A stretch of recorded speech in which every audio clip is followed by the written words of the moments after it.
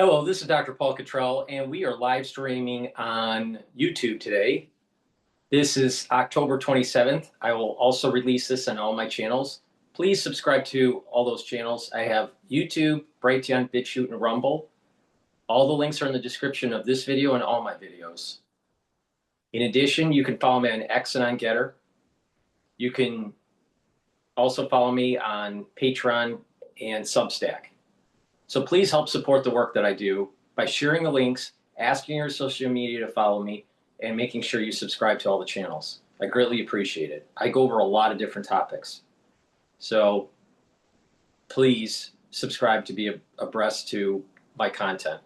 In addition, if you like the work that I do and you want to support, you can support many different ways. Share the links. You can be a paid member to my Substack or Patreon channel.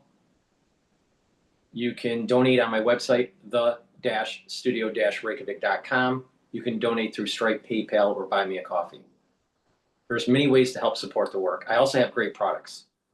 I have ebooks, supplements, and also course material on immunology and pulmonology.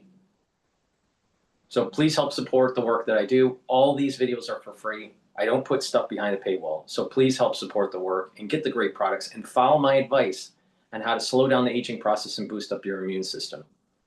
Let's talk about a few of those products right now before we go to the market. The market has opened up, and I'll give you my take on that.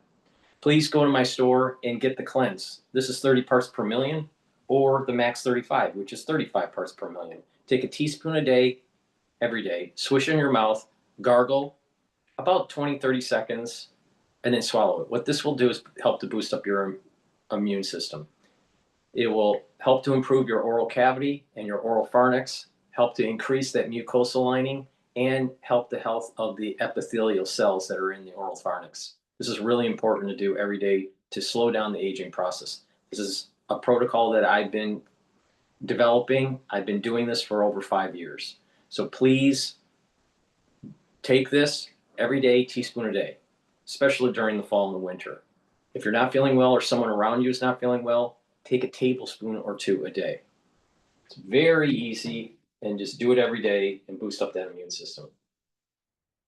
In addition, go to my store and get the lozenges and the drops. These are really important to take during the fall and the winter season. You can get it in elderberry zinc, and you can also get the drops in 3 different flavors. You can get it in honey and lemon, blueberry, and also in cherry. So get a few bags for your household, get the lozenges and drops, take them right away the moment you have that throat irritation, especially during the fall and the winter season. Have some at work, have some at home. You never know when you need it, but take it right away to mitigate the issue, especially during this fall and winter. So use discount 5, you get $5 off any order. That's all caps, discount 5, and $5 off any order. All right, with that said, let's drop into Bloomberg. But before we do that, the S&P 500 is trading at 6,850. I still have a year-end target of 6,800 to 7,000. So just pay attention to this range. There might be, near a year end to try to break the 7,000 barrier. But right now we have a resistance level at 6,900, and we have a support level at 6,750. It's trading at 6,850, but my year-end target is 6,800 to about 7,000. And we'll tighten that up as we move into December. Hi from Bloomberg Tech. This is Open Interest.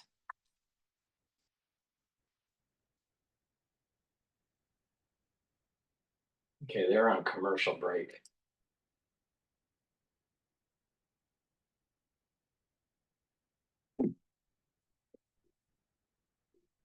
While they're on commercial break, let's go to some more other news here.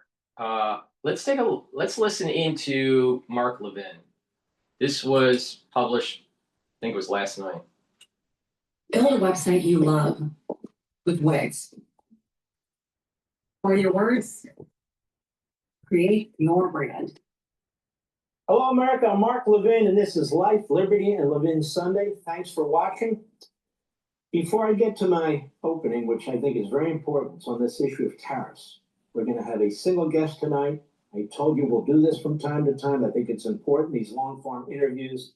And we're going to look into, substantively, the Democrat Party, not at a superficial level. And I have the great guest for the entire hour, Julian Epstein. I've known Julian Epstein for years. He's former House Judiciary Committee Democrat Chief Counsel. He's a Democrat consultant, and he's about had it with the Democrat Party.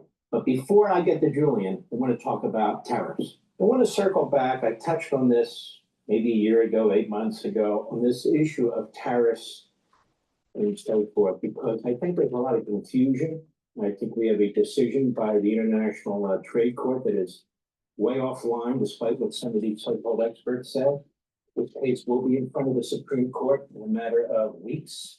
And I don't know the outcome, nobody does, but I want to get into this. As Thomson Reuters pointed out, in the early years of the American Republic, tariffs were the country's primary source of revenue. But the tariff of 1789, one of the first laws passed by the new federal government, was as much about protection as it was about raising money. The tariff imposed duties on a wide range of imported goods and helped to pay down the young nation's war debt. So right from the beginning, tariffs were critical for so many reasons. And we've had tariffs from then until today. Different types of tariffs, different extent of tariffs. We have promoted free market economics. We believe in free market economics. But tariffs have, in fact, played a significant role throughout our country, Republican, Democrat, the founders, President Trump. Alexander Hamilton, the first Secretary of the Treasury, was a vocal proponent of using tariffs to protect and nurture American industries. In fact, he believed that without such protections, the U.S. would remain dependent on British and European goods and would not develop its own manufacturing base. Today, the President of the United States has been very concerned about the hollowing out of our industries and our manufacturing base. He sees what China's up to. China's no friend. He sees what other countries are up to, and he's trying to give a rebirth to the industrial might of the United States, to build on what's here, so much of which has been exported to other countries. In the 1800s, tariffs were a key part of the process of industrialization in the United States. The post-war Civil War years saw a surge in industrial growth, particularly in the steel industry. A lot of us call this the second great industrial revolution, which really was the first great industrial revolution, 1870 to 1913. During that period, a lot was going on, including the imposition of tariffs to give the country time to grow and to develop its own industries. Tariffs protected the American steel industry from cheaper European steel, allowing it to grow and prosper. And this protection was key in building a domestic steel industry that could compete with and eventually surpass European powers. The expansion of railroads, which were heavily supported by tariffs, was another transformative force in the American economy. The construction of railroads required vast amounts of steel, which the protected American steel industry could supply. This symbiotic relationship between tariffs, the steel industry, and the railroad expansion not only changed the physical geography of the country, but also facilitated the movement of goods and people. Well, it massively changed the country, expanded our boundaries, expanded our industrial base, and from steel and railroads through other industries, other businesses, and from there, you know. The McKinley Tariff, that is the McKinley Tariff Act of 1890, named after its sponsor and future president, William McKinley, raised tariffs on many imported goods to their highest levels up to that point. The average tariff rate on dutable items increased from about 38% to 49%. The McKinley Tariff Act also included reciprocity provisions that allowed the government to negotiate trade agreements with other countries. These provisions were designed to reduce tariffs on certain goods in exchange for similar reductions by other nations, promoting more balanced trade relations. Now, even today, other nations have tariffs, and they have big tariffs. You got to wonder why. If they're not useful, if they're regressive, then why do they do it? We've had a lot of tariffs. We're not here to follow the old rules of money. We're here to write the new ones. And when you We've had a lot of tariffs. As a matter of fact, I want you to look at this graph as I discuss this and as we scroll through. How many tariff acts and trade acts have we had? 1789, 1790, 1791, 1792. different tariff acts. 1816, 1824, 1828, 1832, 1833, 1842, 1846, 1857, 1861, 1872. Tariffs. 1875, 1883, 1890, the McKinley tariff. 1894, 1897, 1909, 1913, 1921, 1922, 1930, 1934. Why am I reading them when you can see them on the screen? Just to show you, to emphasize how often we use tariffs. 1947, 1962, 1974, 1979, 1984, 1988, 1994, 2002, 2009, 2018, 2025. Look, you don't have to love tariffs. You might not even love tariffs. I'm going through the history of this country, the greatest economy on the face of the earth, the biggest superpower on the face of the earth. I'm explaining it. Again, I would argue that tariffs aren't what built this country. Capitalism is what built this country. But tariffs were used by presidents of every party in every period of American history to try and give a breather to allow our industries to develop, because other countries, in many respects, were taking advantage of our country, as Donald Trump talks about all the time. Let's talk a little about the law and the Constitution. In dozens of statutes, Congress has authorized the president, as you heard, to adjust tariff rates in response to specific trade-related concerns related to U.S. foreign policy and national security interests, or that required administrative finding by a U.S. agency. For example, Section 232 of the Trade Expansion Act of 1962 empowers the president to adjust tariffs on imports that threaten to impair U.S. national security. Section 5B of the Trading with the Enemy Act and Section 203 of the International Emergency Economic Powers Act empower the president in a time of war or national emergency to regulate imports. Section 201 of the Trade Act of 1974 empowers the president to raise tariff rates temporarily when the U.S. International Trade Commission determines that a sudden import surge has caused or threatened serious injury to U.S. industries. Congress has also empowered U.S. agencies to impose duties to offset certain injurious trade practices. Does the International Emergency Economic Powers Act of 1977, this is the crucial act right now that's being fought over in the Supreme Court, empower a president to impose or modify tariffs on other countries? The act's language is very broad. A president is authorized to, quote, deal with any unusual and extraordinary threat which has its source in whole or substantial part outside the United States to the national security, foreign policy, or economy of the United States if the president declares a national emergency with respect to such threats. The act goes further, authorizing a president to, quote, regulate importation. The Supreme Court has said courts should not second-guess a president's decision to trigger a determination of an emergency authority. And I would add, there is nothing that stops the president from dealing with balance of payment issues under the 1977 Act, in addition to national security issues, despite what the International Trade Court ruled. Because I read the act myself. Now, what else? Non-delegation doctrine. That is, Congress cannot delegate its core functions to the executive branch on separation of powers grounds. I would argue Congress is doing no such thing. The president, under Article 2, is in charge of foreign policy. That includes trade. In 1934, Congress passed the Reciprocal Trade Agreements Act, which gave President Franklin Roosevelt the ability to change tariff rates by 50% and negotiate bilateral trade agreements without additional approval from Congress. Why? Well, you look at Congress right now. The Democrats closed the government. The Republicans have very small majorities. The framers understood this. This is why national security and foreign policy issues, the president is commander-in-chief, with some input from Congress, no question.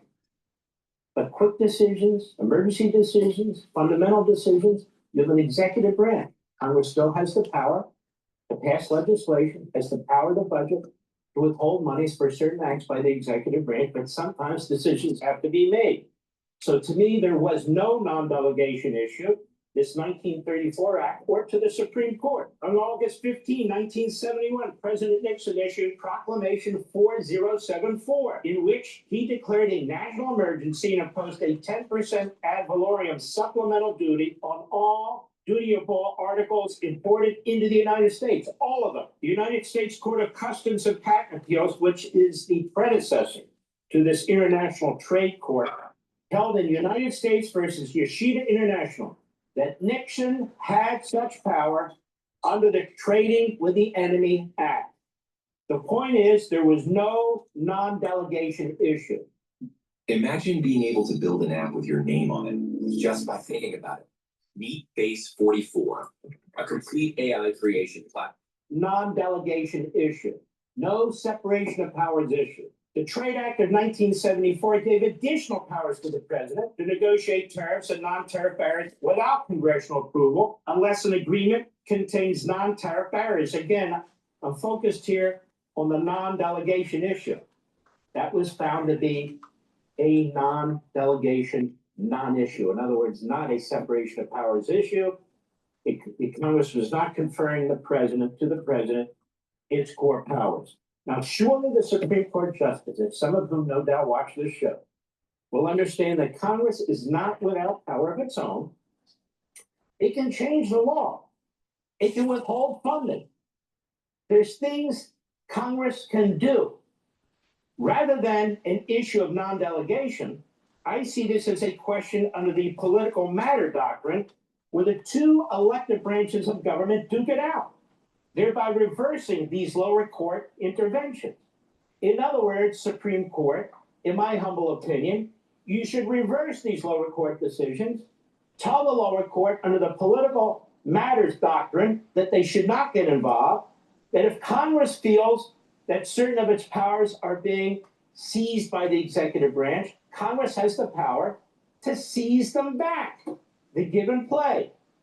Otherwise, all kinds of presidential determinations will be subject to not only judicial review, but judicial tyranny, which we see right now in the lower courts, where a handful of unelected judges who do not have access to the kind of information necessary to make decisions about foreign policy, national security, international trade. These judges have like 2 or 3 clerks. They don't have the capacity to make these decisions, let alone they don't have the constitutional authority to substitute their decisions for that of a president. They will be interposing themselves into fundamental decisions that Constitution's framers left to the president. And if people think the president doesn't have that authority, then Congress can try and act as well. That said, Congress can act if doing so violates the president's Article 2 powers with respect to foreign policy and national emergencies, which would be a violation of separation of powers too. So these two elected branches duke it out, and we'll see where it goes. But there's really no reason for the courts to intervene just because you have plaintiffs in industries who are complaining. There are big issues here. And if the court gets it wrong, we're now going to have a phalanx of radical activist federal district judges and Article 3 judges making decisions that they have no authority to make and no knowledge base to make. The Synchrony Premier World MasterCard. Earn 2% cash back on every purchase, every category, with no Knowledge base to make. Now, Ronald Reagan. Ronald Reagan was a great president. The economy exploded under Ronald Reagan. It grew by 25%. His tax cuts were massive. Donald Trump has Ronald Reagan's portrait hanging in the Oval Office, and not just hanging somewhere, over his left shoulder. 2 tremendous great presidents. And what did Ronald Reagan do? You know, the Cato Institute is a fairly libertarian organization, maybe extremely libertarian. They weren't happy with Ronald Reagan in 1988. He put out a policy analysis called Cato Institute Policy Analysis number 107. The Reagan record on trade, rhetoric versus reality, was written by Sheldon Richman. And to cut to the chase here, what did old Sheldon have to say? A 100% tariff was placed on selected Japanese electronic products. The health and vitality of the U.S. semiconductor industry are essential to America's future competitiveness, said Reagan. We cannot allow it to be jeopardized by unfair trading practices. One of the many ways Reagan embraced trade restrictions was through the imposition of a special 45% tariff over a 5-year period on top of a regular 5% duty on Japanese heavy motorcycles as a favor to Harley-Davidson. Harley-Davidson was going under. Again, we felt they needed a temporary period of time to survive because the Japanese were flooding our market with their motorcycles.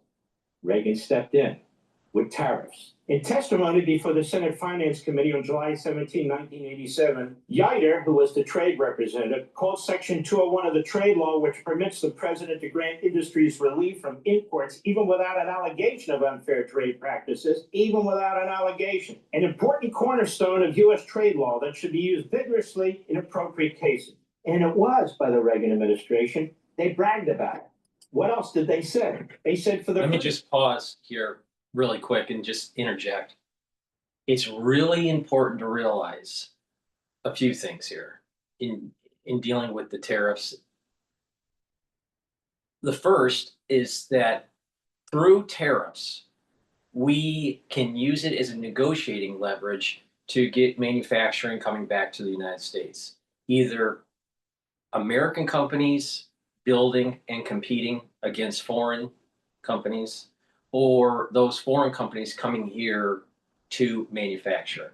Or better yet, you have multinationals that are domiciled in the United States. They're doing manufacturing overseas and having them come back and do domestic manufacturing. So it's a negotiating leverage. Another point that's important to understand is that for government revenues, the main sources are, or let's say not revenues, cash flows. Let's use cash flows as a better term.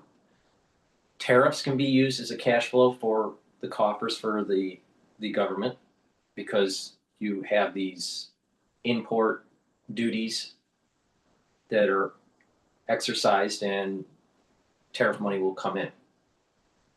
Another is taxes, taxation. And another cash flow is the issuance of debt. Now, when you're an American citizen, you may have to pay more for a product if it's tariffed. Sometimes not. It just depends. You don't absorb 100% of the tariff in most cases. And sometimes you don't absorb any of the tariff. Just depends on if the end seller can increase the price. If you have a lot of competitors that aren't raising their price, then that individual, that company that wants to raise their prices can't, even if they've been tariffed. So it just depends on the actual market and what sort of commodity you're looking at. So if you're an American citizen, you could be tariffed. You may have to pay an increase in goods. You may be taxed, and there may be issuance of debt, and your taxes will eventually have to pay that issued debt. Issuing debt, which is the primary way that the government funds its operations,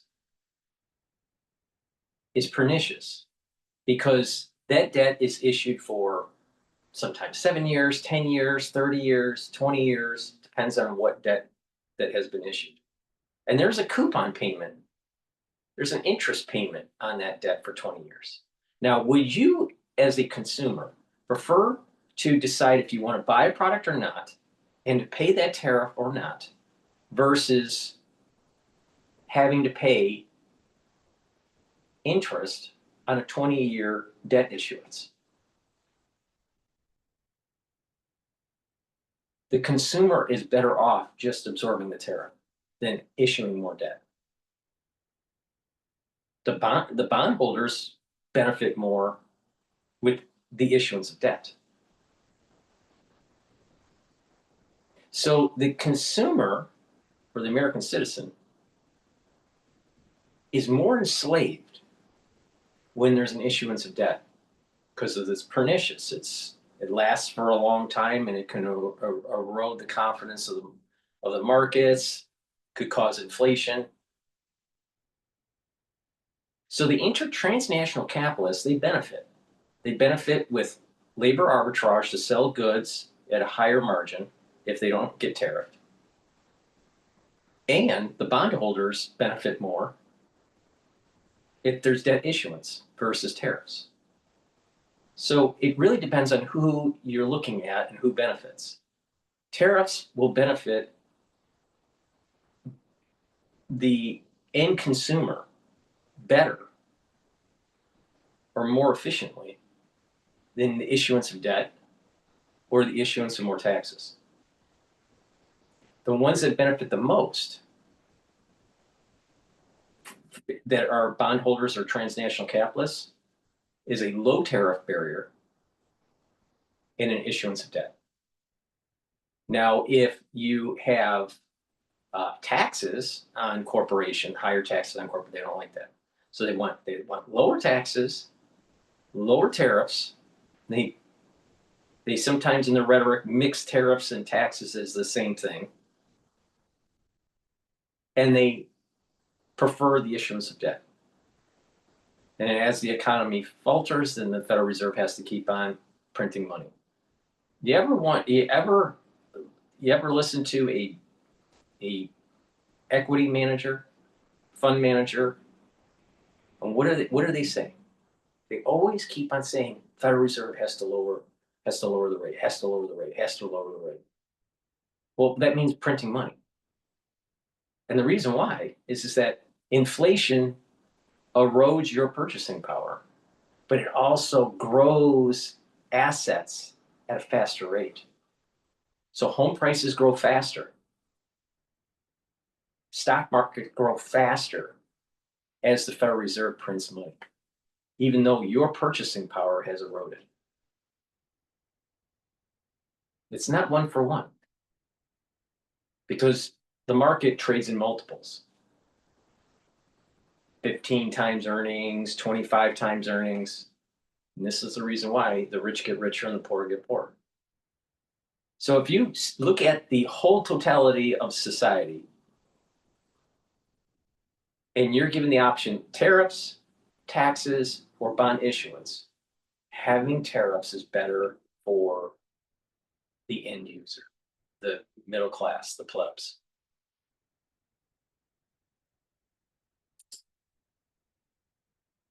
Unfair trade practices have been formally investigated on the administration's own motion, resolved in most cases, and retaliated against when necessary. They said a record number of market opening settlements of unfair trade cases has resulted from unprecedented use of presidential unfairness determinations and threats of retaliation, while counter-retaliation by foreign government has been minimized. They said textile import quotas have been negotiated or imposed in record numbers with unprecedented degrees of restraint. They were bragging about this. They said of the recommendations presented to the president under Section 201 of the Trade Act, 2/3 have resulted in import relief, far higher than the record of prior administrations. They said rigorous enforcement of anti-dumping and countervailing duty laws, strongly supported by the president, has resulted in a record number of orders for offsetting duties. To emphasize the point, this letter that they sent to Congress, bragging about their acts, we find it deeply ironic that Congress would respond to this unprecedented use of presidential discretion by restricting the discretion of future presidents. We cannot accept the premise that the test of a tough trade bill.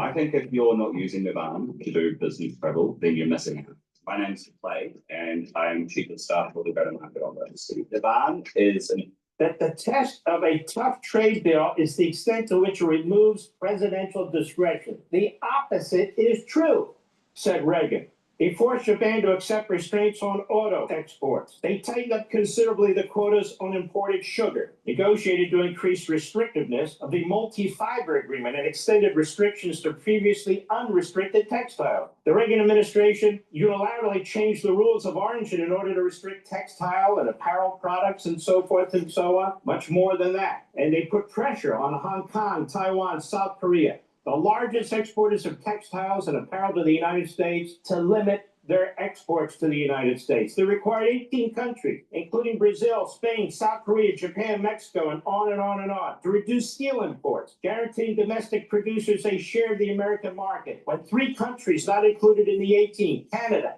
Sweden, and Taiwan, increased their exports, the administration demanded talks to check the increase. It imposed tariffs and quotas on their specialty steel. It imposed a 5-year duty beginning at 45% on Japanese motorcycles, raised tariffs on Canadian lumber and cedar shingle, forced the Japanese into an agreement to control the price of computer memory chip exports and increase Japanese purchases of American-made chips. What else? Pressed Japan to force its automakers to buy more American-made auto parts. Demanded that Taiwan, West Germany, Japan, and Switzerland restrain their exports of machine tools, with some market shares rolled back to 1981 level. Accused the Japanese of dumping roller bearings because the price didn't rise to cover a fall in the value of the yen.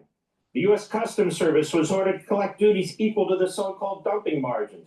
Redefine dumping in order to make it easier to bring charges of unfair trade practices. And I can go on, but I won't. And the Reagan administration was one of the most free trade administrations in American history, as is the Trump administration, even with the tariffs. Even with the tariffs. I could go on, but I won't. Maybe another day. Hey, Sean Hannity here. Hey, click here to So when someone says that tariffs are bad for the end user, you need to really dive into the details. And almost always, the end user, the plebs, the labor of society, you're better off taking a tariff than it is to have higher taxes or debt issuance.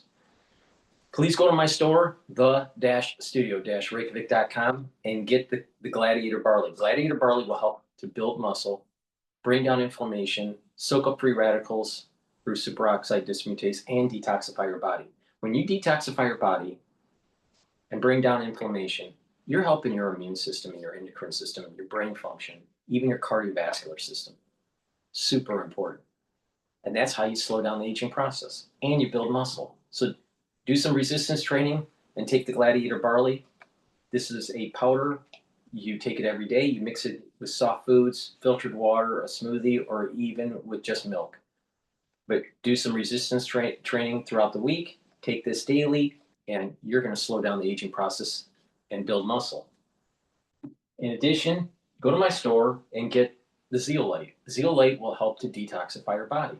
Take 3 small drops underneath your tongue. Drink filtered water. This will bind to heavy metals, toxins, and chemicals, and you'll be able to urinate them out within about 6 to 8 hours. Do this daily. Make sure you take 3 small drops and drink some water. Now, by doing this regularly, what you're doing is you're detoxifying your body, and as your body is flushing these heavy metals, toxins, and chemicals out, your immune system and your endocrine system is going to be improved. In addition, your other organ systems will improve. Your liver, your kidneys, and even your brain function. So please go to my store, the-studio-reykjavik.com, get the Zeolite, and detoxify your body every day. Now, for ones that want to do a heavier detox, you can take 10 small drops underneath your tongue, drink the filtered water, do that every day until the bottle is done, and do that once or twice a year. But it is better to do a maintenance dose throughout the whole year every day. Please go to my store, the-studio-reykjavik.com, and get the Zeolite. Make sure you use discount 5 and get $5 off any order. All right, I want to listen into what's going on with China's deep deflation.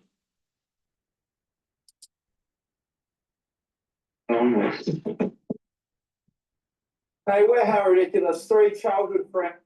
President Trump emphasized that he'll have the final say on trade negotiations and all of this. Watch. I don't want to tell you what the understanding is, because what we understood yesterday or 2 days ago or even today is not going to be necessarily what it's going to be in 2 days. We're going to have a great talk. I have a lot of respect for President Xi. I like him a lot. He likes me a lot, I believe, and respects me, and I think he respects our country a lot. And we're going to have, I think we're going to have a successful transaction for both countries. One quick one. Just you said yesterday that you might invite China to Mar-a-Lago. When would that be? Well, sometime I'm going to go. Pretty much agreed that I'll be going to China. I think the earlier part of the year. Okay. And the presidency will be coming into maybe Washington or Palm Beach or someplace sometime after. The president also talked about the potential for an upcoming deal over TikTok. Are you planning to sign the final deal on TikTok on Thursday evening? You might. That'll be one of the things we're discussing. Somebody reported it's been approved recently. I mean, we got an original approval for presidency. I expect we'll have an approval, but I'd rather wait till a couple of days for that TV. Joining me now to talk all about that is GETTR Institute Senior Fellow Gordon Chang. Gordon, great to see you this morning. Thanks so much for being here. What is your assessment of what you're hearing here that Scott Bessent is saying that they have a preliminary agreement going into this meeting on Thursday? I'm very concerned, Maria, because we're giving the Chinese a concrete benefit, which is not imposing the 100% additional tariff for promises from China. Promises on rare earth, promises on soybean, promises on fentanyl. You know, we've done that so many times in the past for decades. And the Chinese do not comply with their agreements, but we comply with ours. So, you know, President Trump should remember that he already had a trade deal with China. I agree with Chang on this. Now, Gordon Chang, I'm a fan of Trump, all right? I think that his policies in the long term and in its totality, not in the individual policy, but you look at the whole administration, policy network, if you want to call it that, I think is better for America, especially in the long term. Building up our military, strengthening our economic base. But the problem that I have with Trump is that there is a tendency to not go all the way. It's as if he's a little afraid.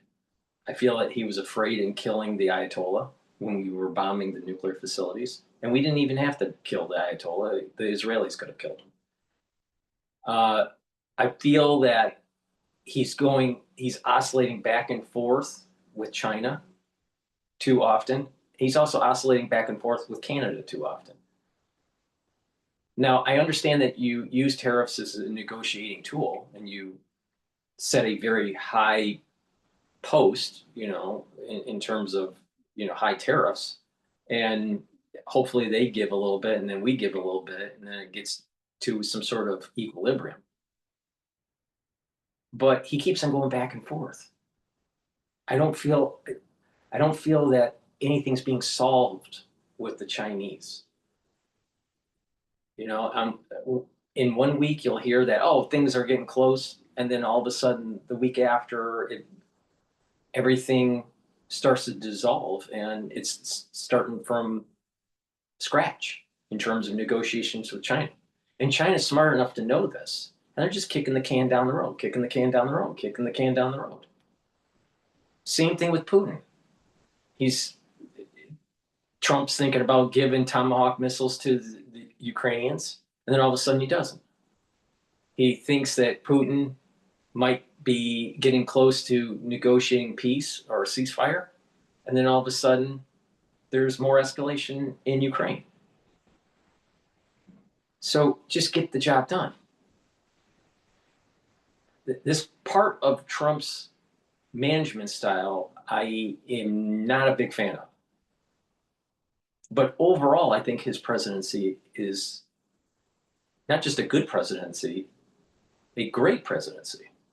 He'll go down in history as one of the, at least probably in the top 5 presidents, maybe in the top 3 presidents that the United States has ever had.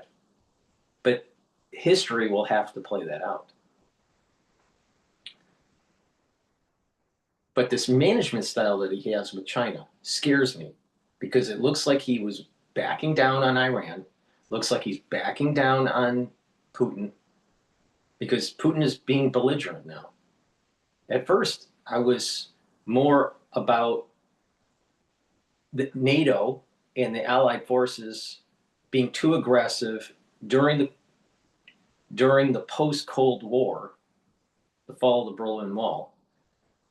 During that period of time, I think there was hubris, and they were pushing, and NATO basically created Putin because of their belligerence, NATO's belligerence. Well, now it's gotten to the point where Putin can take the off-ramp, but he's not willing to take the off-ramp. And right when he was not willing to take the off-ramp, it got to the point where you have to now be aggressive militarily and with violence to get Putin to the table. Trump doesn't seem like he's willing to do it. Right? So Trump chickened out. Trump always chickens out. That's the taco trade. What happened with Iran? Afraid to kill the Ayatollah. Chickened out again. Even though there is a major secular movement in Iran that wants democracy, not a theocracy. Third is what he's doing with the tariffs with China is a scary proposition, because what if China actually invades Taiwan? What will Trump do? Will Trump defend Taiwan, or will Trump chicken out? And I have a feeling he would chicken out. So this part of his management style and his unwillingness to see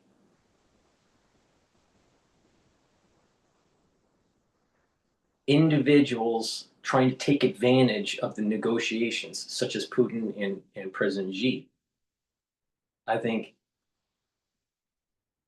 is going to put the United States in a worse situation down the road, instead of just dealing with the problem now. Extreme violence against Putin on the battlefild is needed now, because Putin didn't take the off-ramp.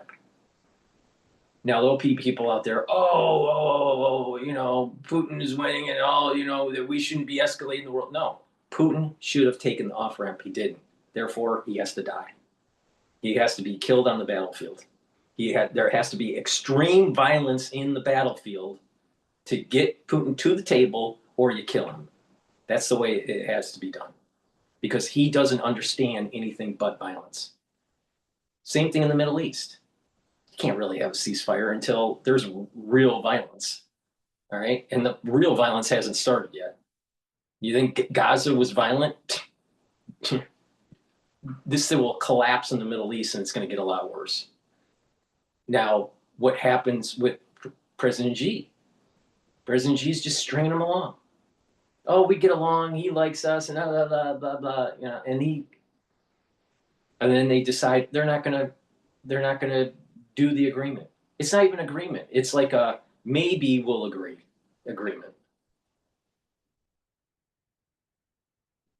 We agree on principle. Well, there's no agreement. It's all BS. And because Trump can't close the deal with the tariffs, then what he should be doing is escalating military conflict in the Pacific by moving the battle groups and making sure that Taiwan is protected. And then President Xi would start listening, because President Xi doesn't know anything but violence. He doesn't know anything about being.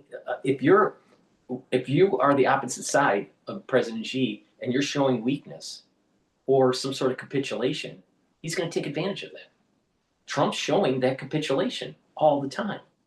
Oh, I'm going to raise tariffs to 100%, and then I'm going to bring it back down, and call that a win.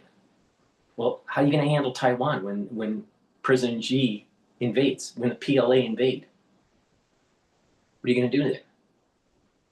So I'm worried about these different data points with Trump, where he doesn't really use the force that is needed to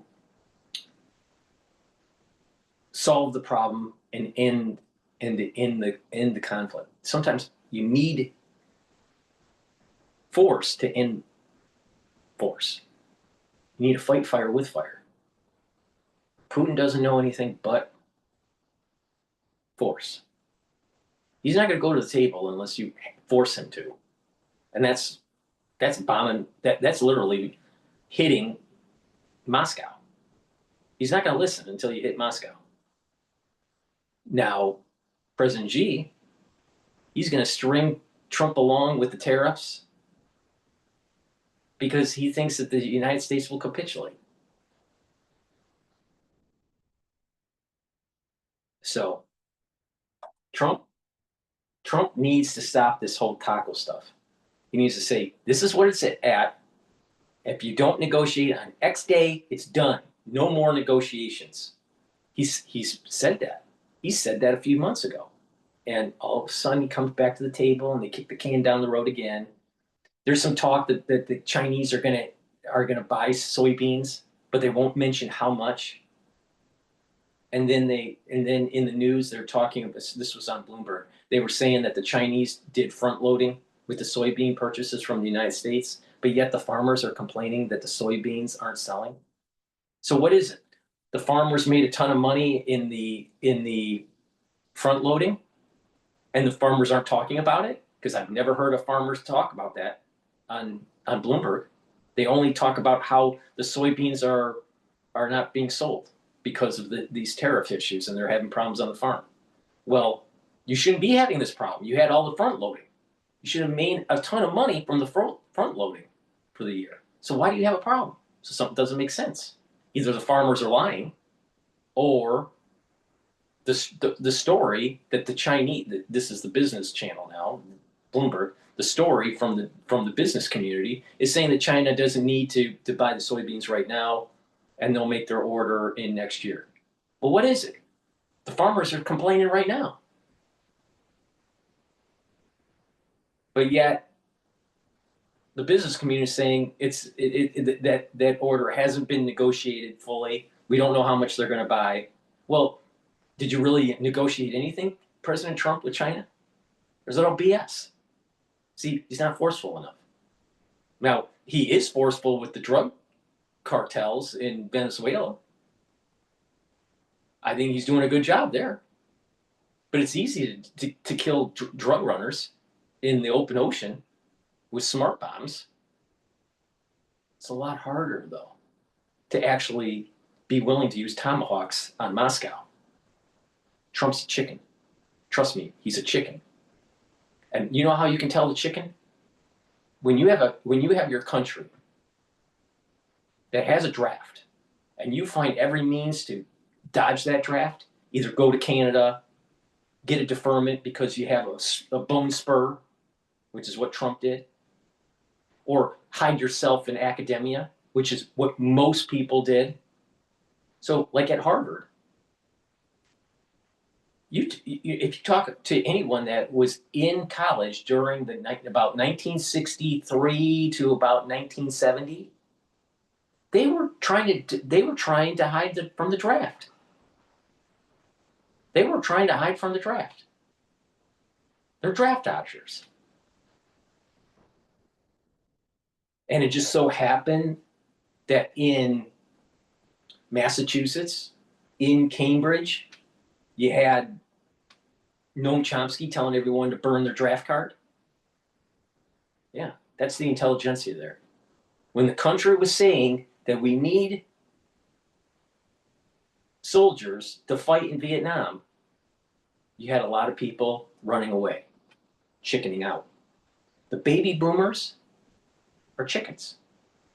They're chickens. They're not the greatest generation like their parents that fought in World War II.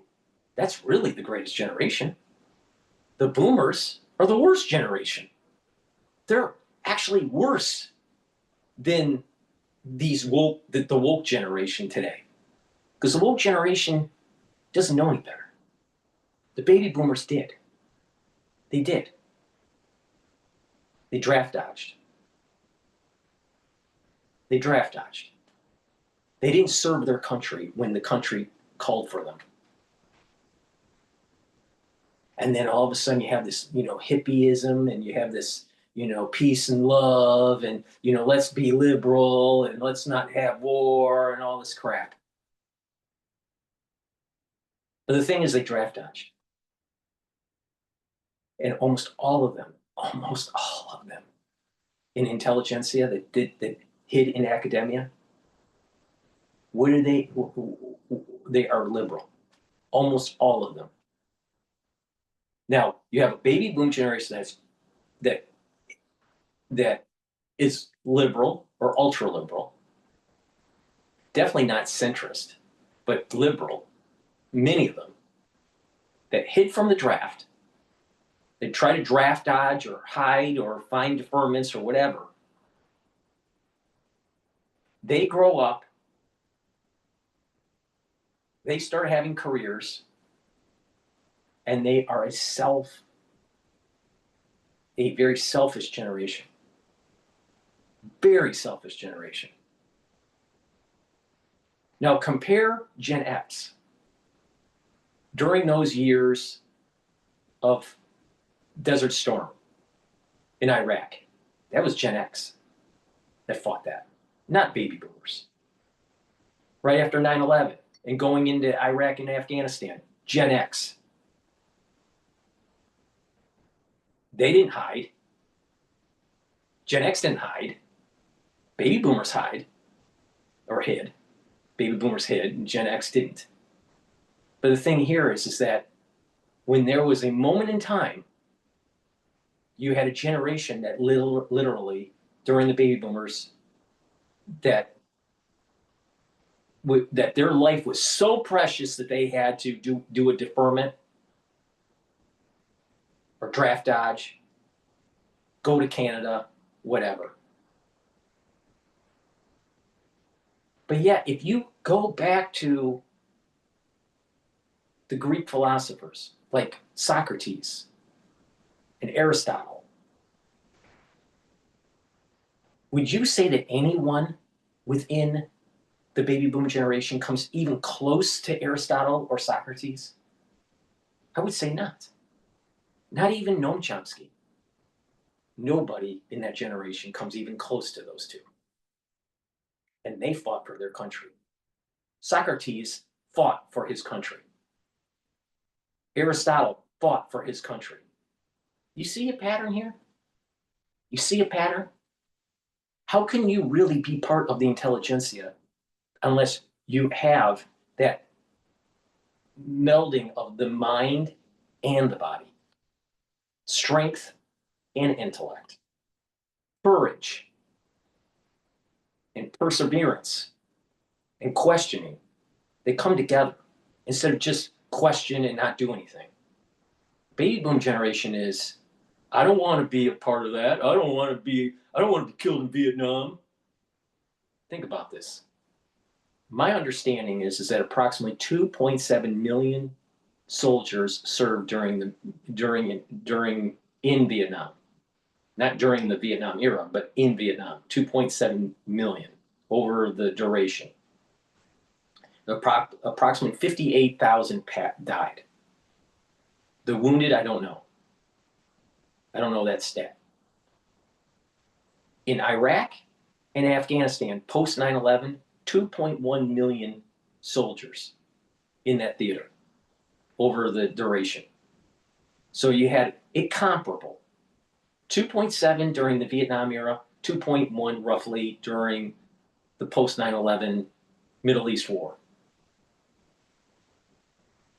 Now, the casualties were far less in the Middle East because of our weaponry is so much better. And it's more in an open environment, not a jungle environment, even though urban warfare is extremely hard. Now, which generation stood up to the plate and took risks? Tried to do the right thing. It was Gen X. It wasn't the baby boomers. The baby boomers just keep on taking. They don't give. They can't take. They take. And now you fast forward to them just taking more. See, while they were adults, that was when all that spending was happening. All right? Consumerism.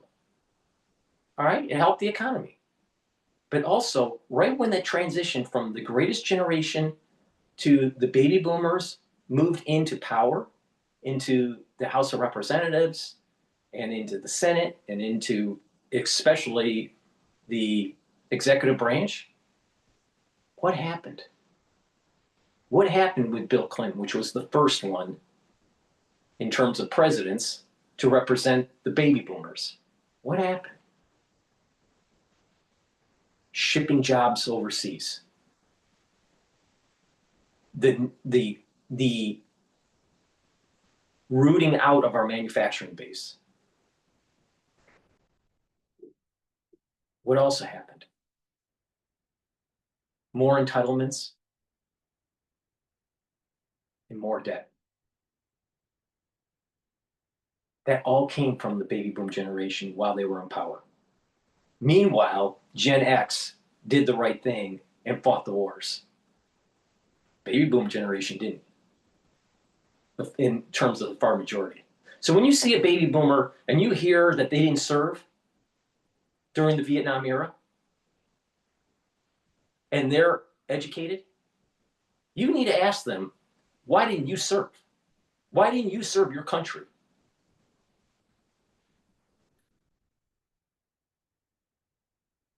Because they're a generation of take.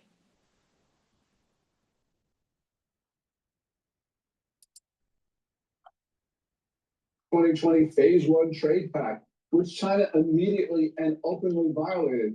So I'm very concerned that the Chinese are going to do this again, especially because Xi Jinping does not respect the United States, and he respects us even less than he did at the beginning of this decade.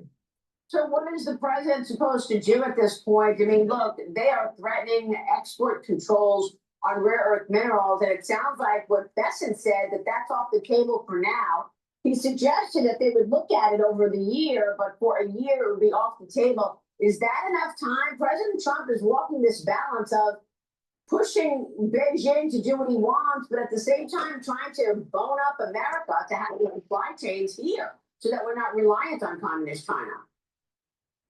Yes, President Trump is trying to buy time, and I can understand that. But to answer your question, what should we do? We should keep the 100% tariff and put that in place until the Chinese actually start sending rare earths to the United States. So I'd like to see them comply before we comply.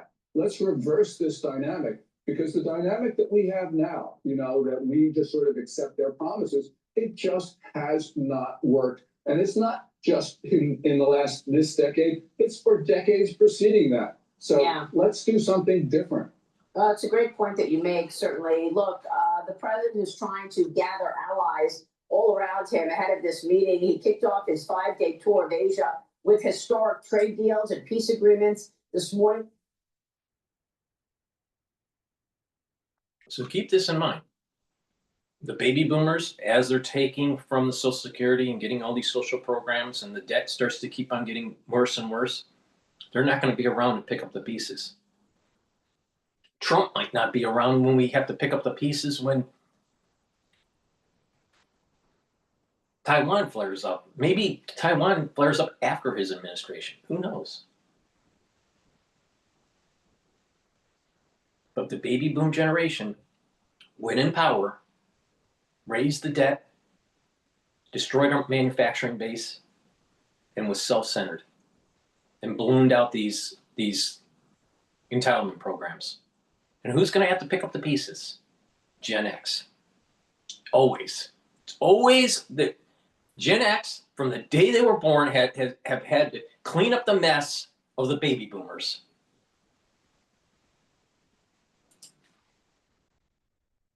President greeting Japan's emperor in Tokyo ahead of his bilateral meeting with Japan's first female prime minister, Sanae Takaishi. The pair will talk trade and security later today. We will wait for that. And then in Malaysia on Sunday, the president was dancing alongside the prime minister with a warm and festive welcome on the tarmac there. He struck trade deals and mineral deals with Cambodia and Malaysia, and secured framework trade deals with Thailand and Vietnam. The president also overseeing a peace deal between Thailand and Cambodia. Says he's open to meeting with North Korea's Kim Jong-un while in South Korea, Gordon. What are your thoughts there? And don't forget, he also did a big deal with Australia, which included space and AI agreement partnerships, submarine partnerships, defense pacts, back on track there. So he has gathered lots of allies going into this important meeting on Thursday. Even talking about It's a great negotiating tool. It's great for press, but in the reality, when the conflict starts, will we protect Taiwan or not? Will we give up our hegemonic power in the Pacific? And the reason why I'm so upset about this is that my grandfather was a CB in the Navy during World War II. And it was the Navy that he was a part of that ended up slowly pushing back the Japanese so the bombers could go and bomb Tokyo and eventually do the nuclear drop. And because of that, America had hegemonic power that has lasted since the ending of World War II up to present time. So we have a baby boomer that may be unraveling the gains that the soldiers that my grandfather were a part of in the Pacific during World War II. The gains that they have made, you may have baby boomers that are unraveling it. Once again, the baby boomers screw it up and another generation has to fix it.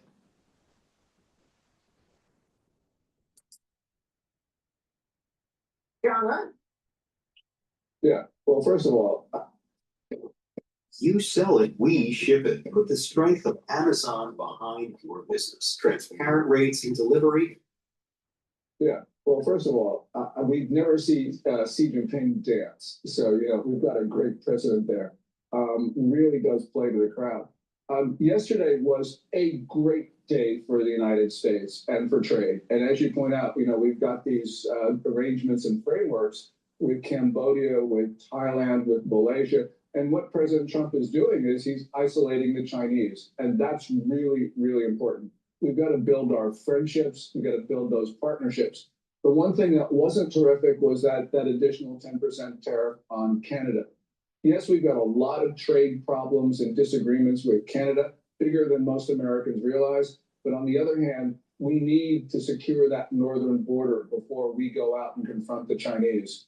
And on Kim Jong-un, that's a waste of time in my view, because we should be working very closely with our partners in the region, because Kim has made it very clear that he's on board with China and Russia, and Kim is a major supporter of Russia's war effort in Ukraine. We're not going to talk Kim Jong-un out of this now until the United States. Let me give you another example. Let me give you another example where the baby boomers screwed up. President Clinton dealing with North Korea, didn't bomb, didn't destroy their nuclear facilities with Kim Jong-il, because he was ill. All right? Didn't knock it out because they were afraid. But if he did do the call to knock it out, to decapitate the regime, to do regime change, which he should have done, but he didn't because he was a chicken, because baby boomers are chickens. All right? We kick down the can, down the road, and they have more capability with their weaponry in terms of ballistic missiles, ICBMs, their tracking systems, and nuclear weapons. Thank you, Bill Clinton, for not getting the job done. Thank you. Thank you, Boomer Clinton, for not getting the job done. But if he made that call, it would have been Gen X that had to fix the problem.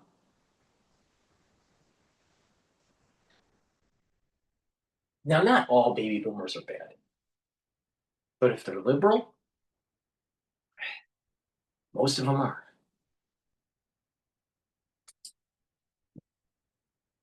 A lot of work to do because the Chinese don't respect us. no, you're right, and we see that on screen every day, and based on their bad behavior on the. What Trump should say, and this is inflammatory for sure. Trump should say, quit the bullshit, President Xi. You're not taking Taiwan. And if you even think about doing an exercise around Taiwan, we're going to have a Tomahawk missile going into the Forbidden City, and the Forbidden City will no longer be. Period. End of discussion. That's the kind of force that we need. But we have a baby boomer in the office that's a little chicken. Now, he's still a great president. I'm glad he's there. But let's stop pretending that the baby boom generation can get the job done. because in most cases, they can't. Stage, what do you make of the president saying that he'd like to see Xi Jinping help him end the war on Ukraine? Would Xi Jinping even consider making a suggestion to Vladimir Putin?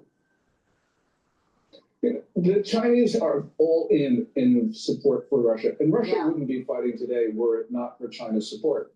And the thing that is important, what we heard from Matt Whitaker just a few moments ago on your show, is look, the United States is going to impose costs on those countries that are supporting the Russian war effort.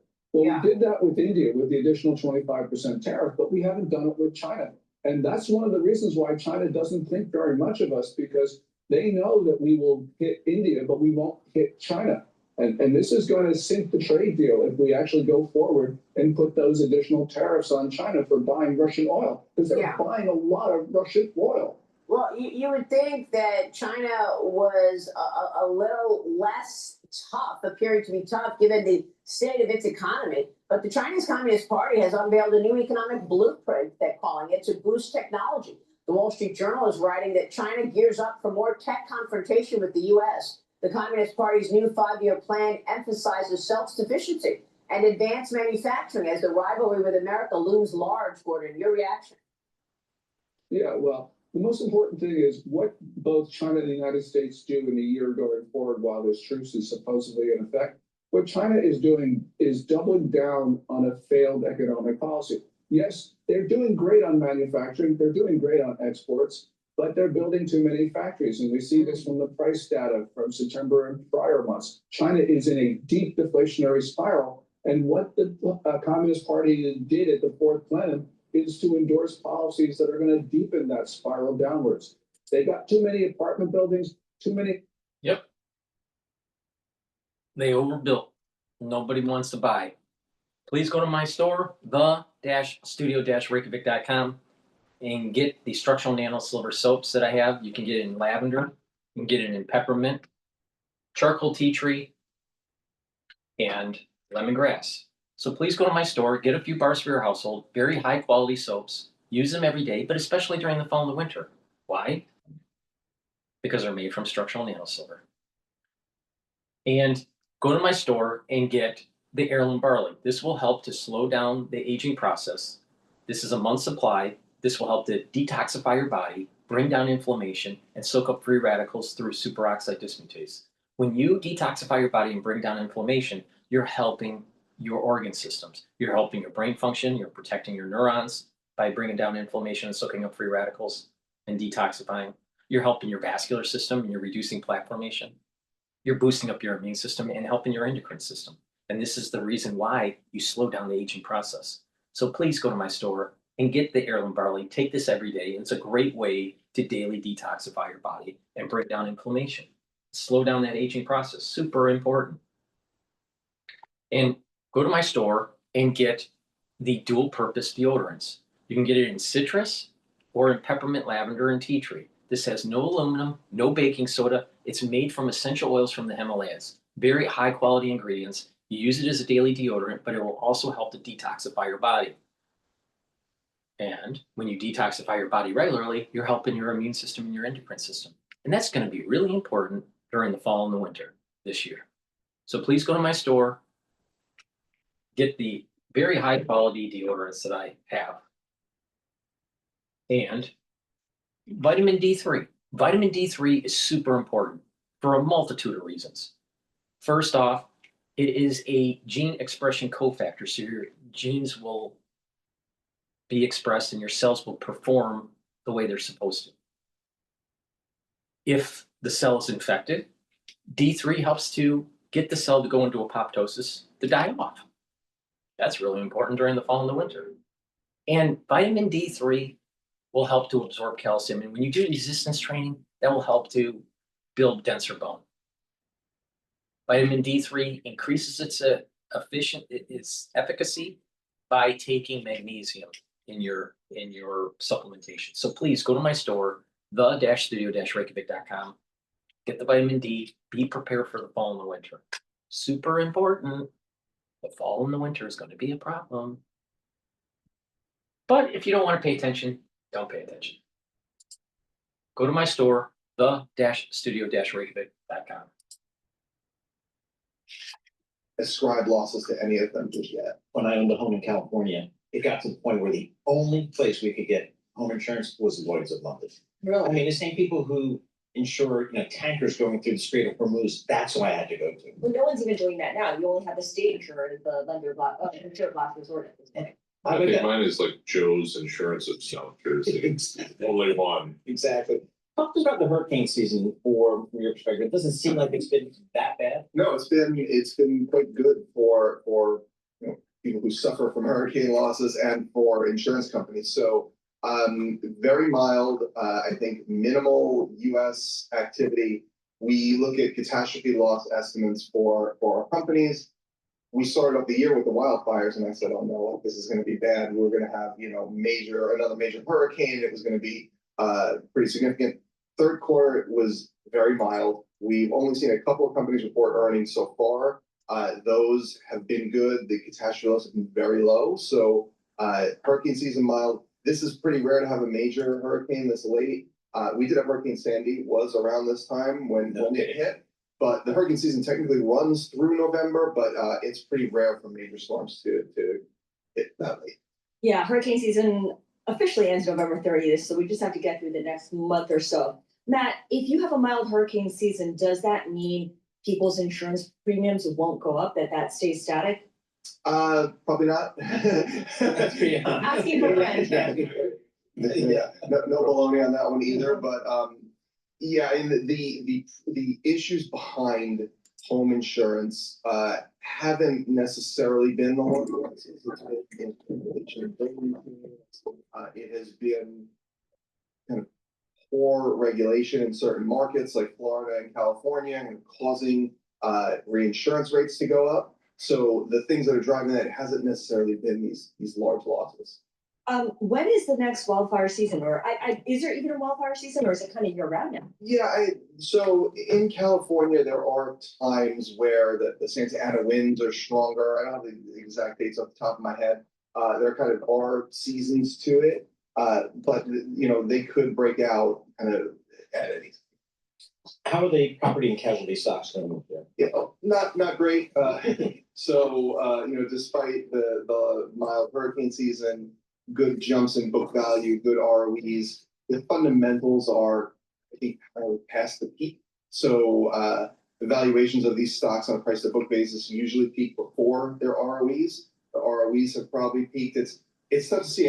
I keep saying it, and they keep kind of incrementally being a little bit better, but it's tough to see their underwriting get better next year. Interest rates clearly are, at least going slightly down and by step.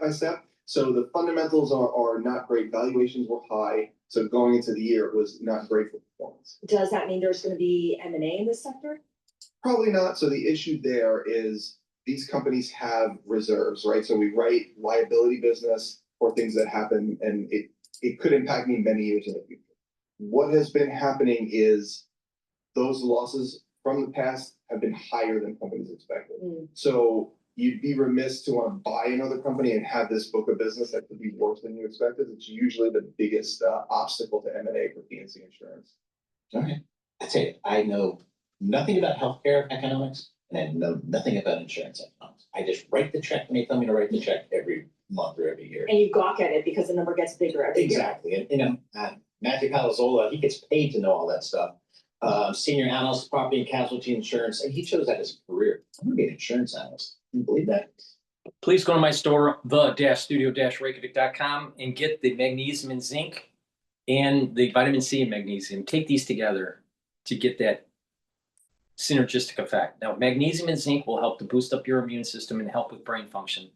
Again, magnesium also increases the efficacy of vitamin D3. Super important to take during the fall and the winter, but you should be taking it every day. If you're not feeling well, take a double dose. Take one in the morning, take one in the evening. Vitamin C and magnesium, this is dual purpose. This will help with your skin, your immune system, and your brain function.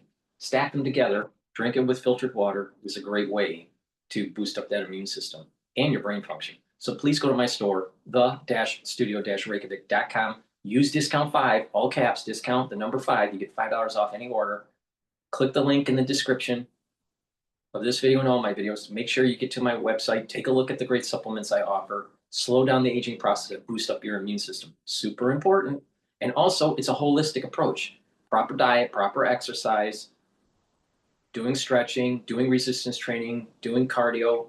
A great way is to have like maybe a 65-35 split where you do more resistance training versus cardio. You don't want to overdo the cardio. Do stretching and balancing exercises, super important to activate that cerebellum. Learn new things, stay positive, have a mindfulness or spirituality. When you do these things in a holistic way and take the proper supplementation, you're going to slow down the aging process and you're going to just have more vitality. So please go to my store, the-studio-reykjavik.com. All right, we're going to play this video about the nuclear missile test that Putin supposedly did.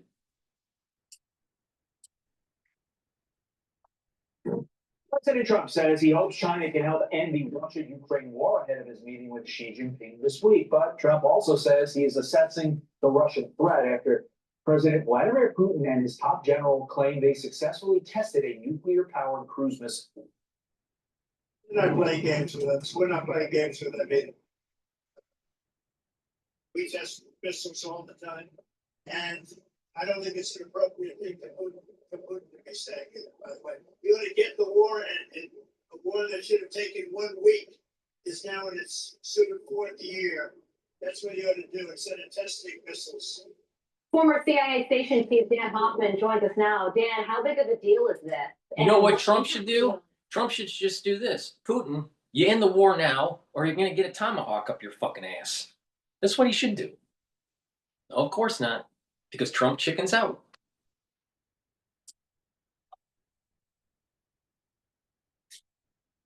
Well, I think it's worth remembering that China and Russia signed their no-limit strategic partnership back in February of 2022. There's really 3 components there. First, an ideological one. Both Putin and Xi are ruthless dictators, and so they see eye to eye on how to run their countries internally and aggressively overseas. There's an economic component because Russia needs to import dual-use military technology from China to keep their army supplied with what they need to carry on their invasion of Ukraine. And Russia exports hydrocarbons to China, which is really important for China's economy. And then there's a strategic component where both Russia and China want to limit the United States' ability to project power overseas. For Russia, obviously, that means in Europe, and for China in the Pacific.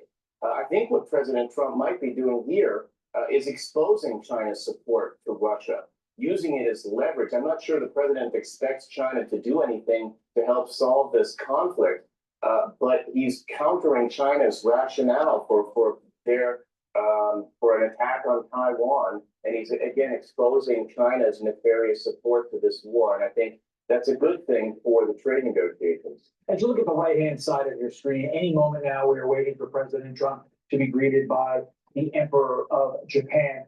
But I want to go back to the missile that Russia is bragging about. Do you believe the hype coming out of the Kremlin about this nuclear-powered missile? And if so, should we be concerned here in the U.S., not just for the warhead part of it, Dan, which obviously would cause a nuclear catastrophe, but also the fact that it is nuclear-powered. And oftentimes, mistakes happen, problems happen, and there could be ultimately fallout, no pun intended. Yeah, I think that absolutely we have to be concerned. I expect that the U.S. intelligence community is seeking to collect as much intelligence on this new threat as we can, and on our defense circles as well.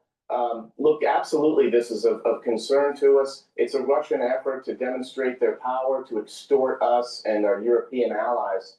And so absolutely, it's a real intelligence requirement for us. I can tell you, going back to my days at CIA, collecting on Soviet and then later Russian military capabilities was of the highest priority. All right, Dan, we just saw the Japanese emperor, exit the Imperial Palace, and he is waiting to greet President Trump. We see the motorcade pulling up. and President Trump is just about to get out of the vehicle and shake the emperor's hand. What do you think about this moment and President Trump's trip to Japan overall and the significance of it in light of the fact that he is going to be meeting with Chinese President Xi Jinping in just a few days from now? Yeah, I think it's a really powerful image, and this is a demonstration of presidential power. When the president travels overseas and meets with our most important adversaries like China, as well as our key allies like Japan, it's a powerful demonstration of the power that our country holds in the world. The president is making an extraordinary trip here and hitting on all the key issues, the key national security issues for our nation. Japan is such a critical ally in the Pacific. We've got extraordinarily close economic ties, and we rely on one another to deter China from aggressive action in the region. And so this is a really important image and important for the president that he's getting out and making another trip. It's a whirlwind tour. There will be no cameras inside as the president meets the emperor and they discuss whatever they're going to discuss. So we're going to move on to other issues. Specifically, we have this situation, which I can't seem to get past, Dan, and I like your thoughts on it. How tough is it diplomatically to need your number one adversary, in this case, China, to help you end a war involving what arguably is your number two adversary in Russia? How do you square that circle, Dan? Yeah, I think the president understands that circle isn't going to be squared. But I really believe the president understands that highlighting China's role in supporting the most destructive land war in Europe is a benefit to the United States. Because one thing we're trying to do is drive a wedge between Europe and China. Europe relies on China for their trade, and China's been taking advantage of them. I think that by exposing China's role in this war, we can help Europe help remove the scales from the eyes of European leaders and understand that they need a little bit more of a realistic strategy towards China. I think that's important going forward. I'm not sure that anyone believes that China is going to back away from their support for their extremely close ally, Russia, at this time. Yeah, because of China, Japan really relies on the United States as the security guarantor. So they are going to be rolling out the red carpet for President Trump, and President Trump's meeting with the emperor is part of that five-star treatment. Former CIA station chief Dan Hoffman, we thank you for joining us this morning. I'm Steve Ducey. I'm Brian Kilmeade. And I'm Ainsley Earhart. And click here to subscribe to the Fox News YouTube page to catch our hottest interviews and most compelling analysis. Everything about Mint Mobile seems unreal, and now we're introducing 5G home internet for the third. All right, now we're going to go to Morning Joe talking about the East Wing and how the liberals are having a hissy fit that Trump is actually doing a renovation.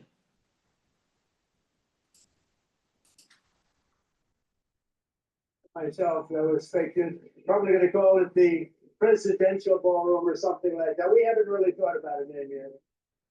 So President Trump is saying that his new White House ballroom will not be named after himself. That was on Friday as he directly addressed reports that he would indeed dub the new space the Donald J. Trump Ballroom. Backlash over the project has really grown after the entire East Wing was demolished to make way for the new structure. The plans for the space have also expanded and gotten more expensive, now costing more than $300 million and nearly doubling the size of the entire rest of the White House. Conservative columnist Peggy Noonan's latest piece for the Wall Street Journal is titled "A Republic, but Can We Keep It?"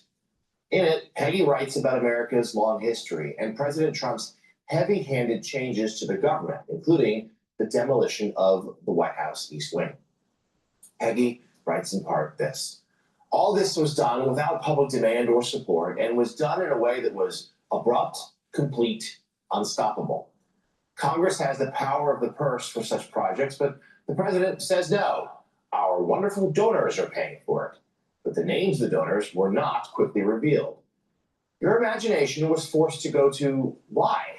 Might certain bad actors be buying influence? Crypto kings, billionaires needing agency approvals, felons buying pardons, AI chieftains on the prowl?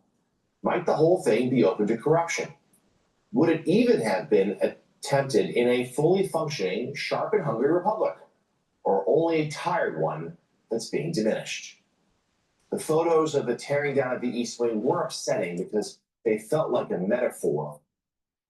Do you know that the original Oval Office was demolished, and it was expanded and renovated? Do you know that there wasn't even an Oval Office at the very beginning of the White House? Do you know that there was a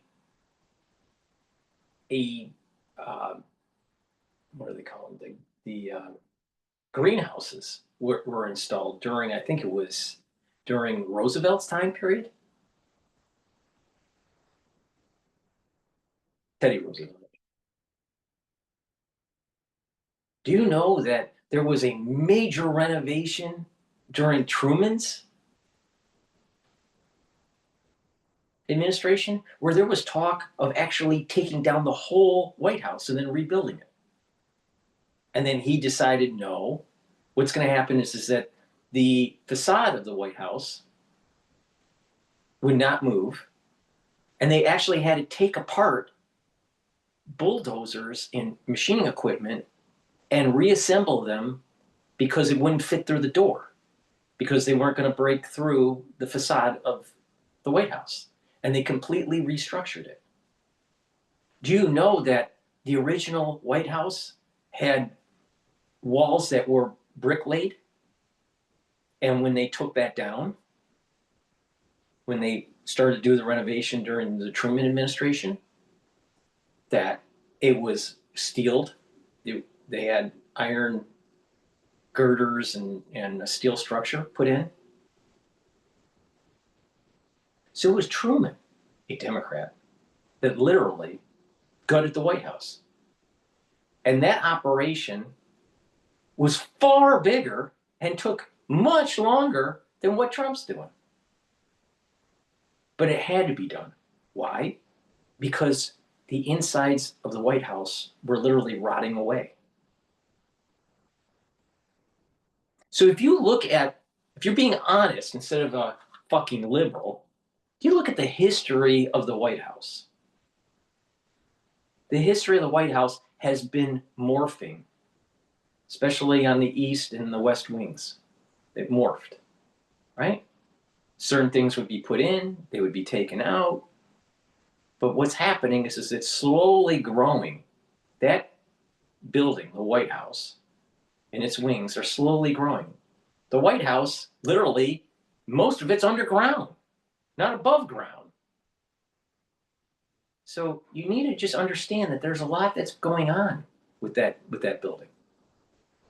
And then if you look at what our original founding fathers wanted, some of the architects during that era of the early part of our government, and Washington, what he wanted, they wanted it to be modeled more like Versailles. But the money wasn't there. But over time, it's going to get bigger and bigger and bigger and bigger and bigger. And that's the way it should be. That's the way it should be. Because when you're a growing country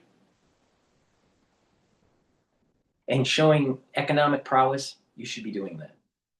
But you listen to a liberal, where's a liberal and a nihilist?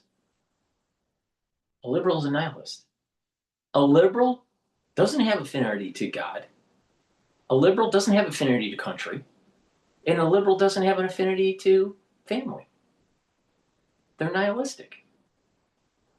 They believe in this kind of like this postmodernism of relativism. This relativistic, everything's relativistic.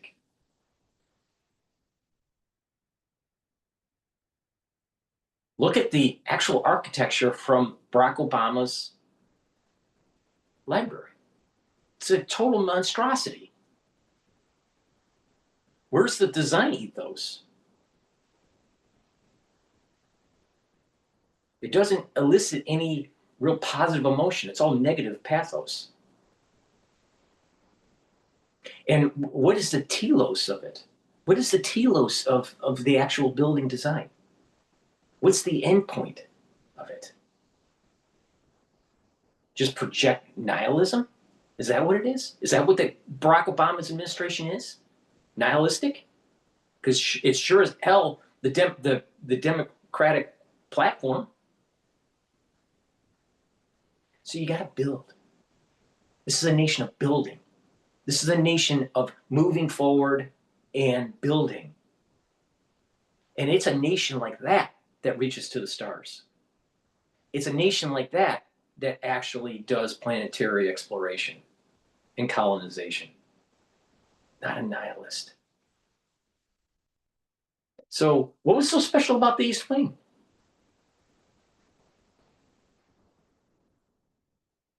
Why should we have tents put up for the ballrooms while we are the most powerful nation in the world? Don't you think the ballroom should be superseding something at Versailles? I would think so. But a liberal. Well, look at what Trump's doing. Look at what Trump's doing. But it was actually Democrats that have done more construction in the modern era than Republicans. But they don't want to tell you that. What about Roosevelt? What about Truman? No, let's not talk about that. What about the actual discussion that they were literally going to take the whole White House to the ground and rebuild it? What about that? But that didn't happen. Thank God. But that is a property that has evolved for the last 250 years. And it'll continue to evolve. And it should reach what Washington thought it should be. Bigger and better than Versailles. Why? Because it's about America, I can, not I can't.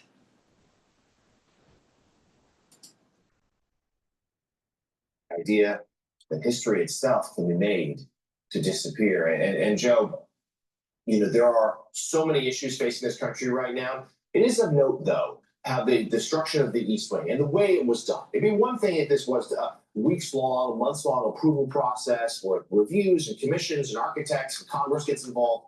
That'd be one thing.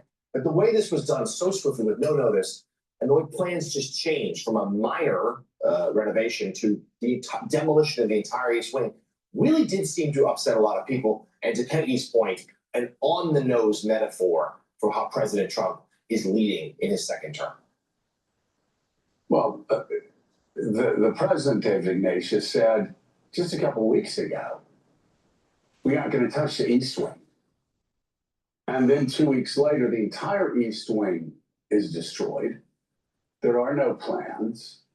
There is no consulting with the historical organizations on trying to make sure the history of America is preserved. And that's not just for Democrats. That's not just for people who are saying, oh, look, he's owning the libs. What, you're tearing down the East Wing of the White House to own the libs? This isn't just libs that are being owned. I mean, Congress, again, not a peep.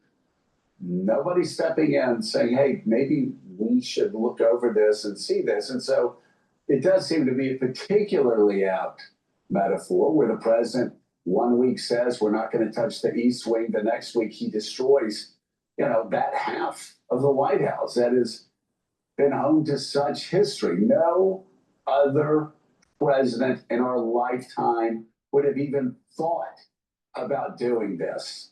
Just on instinct, so abruptly, David. And so, yeah, Peggy's right, and Peggy's been around. She's working that East Wing. You've been around. I've been in and out of it for 30 years. There's incredible history. There was incredible history there. And idiots online that are saying, oh, we're owning the libs. Presidents have done this before. Yes, presidents have done a lot of things before, but they haven't done it on a whim like this. They've usually gone to Congress, as I explained last week. Harry Truman went to Congress. He wanted to expand the Oval Office. Congress said no. There's always been consultation. There's always been back and forth, even if the two sides disagreed with each other. So the American people knew it was coming. That's why, I think 24% of Americans support this. Donald Trump doesn't care because right now in this Republican-run Washington, he does exactly what he wants to do, and they're too cowardly to do anything about it. So Joe, this is. Let me get this straight. You got the crazy libs that would prefer to give your taxpayer dollars to illegal immigrants. All right, but they're bitching about private donors, and maybe even Donald Trump is paying for it. Who knows? To build a ballroom instead of having a temporary tent when they have events. And we are the largest economy, we are the most prosperous economy and the strongest military in the world. But yet, you have to have party tents out on the lawn. Really? Well, let's go back to what George Washington wanted. All right?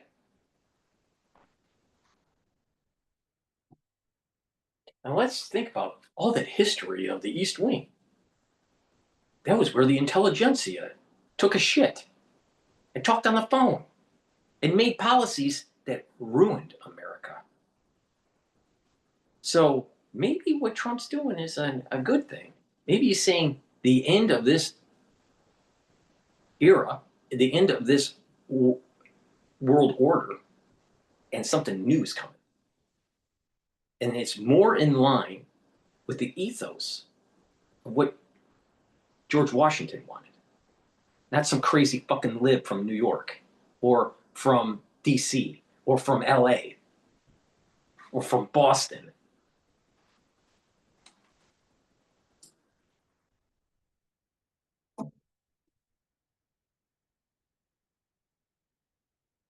So Joe, this is the presidency as wrecking ball. I think that's one reason that destruction of the East Wing has really upset people in a way that even Trump's most outrageous other actions haven't.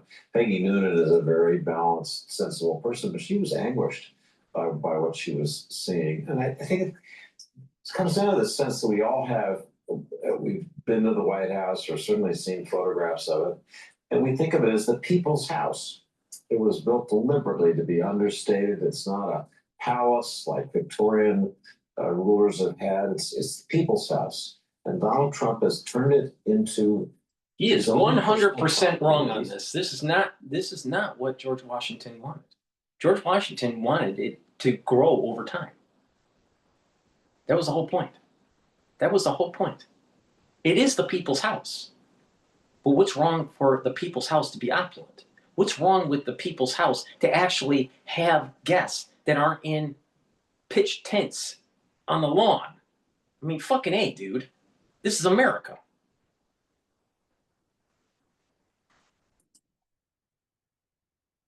Behaves that way. You know, in the middle of the night, the bulldozers come in and begin tearing down this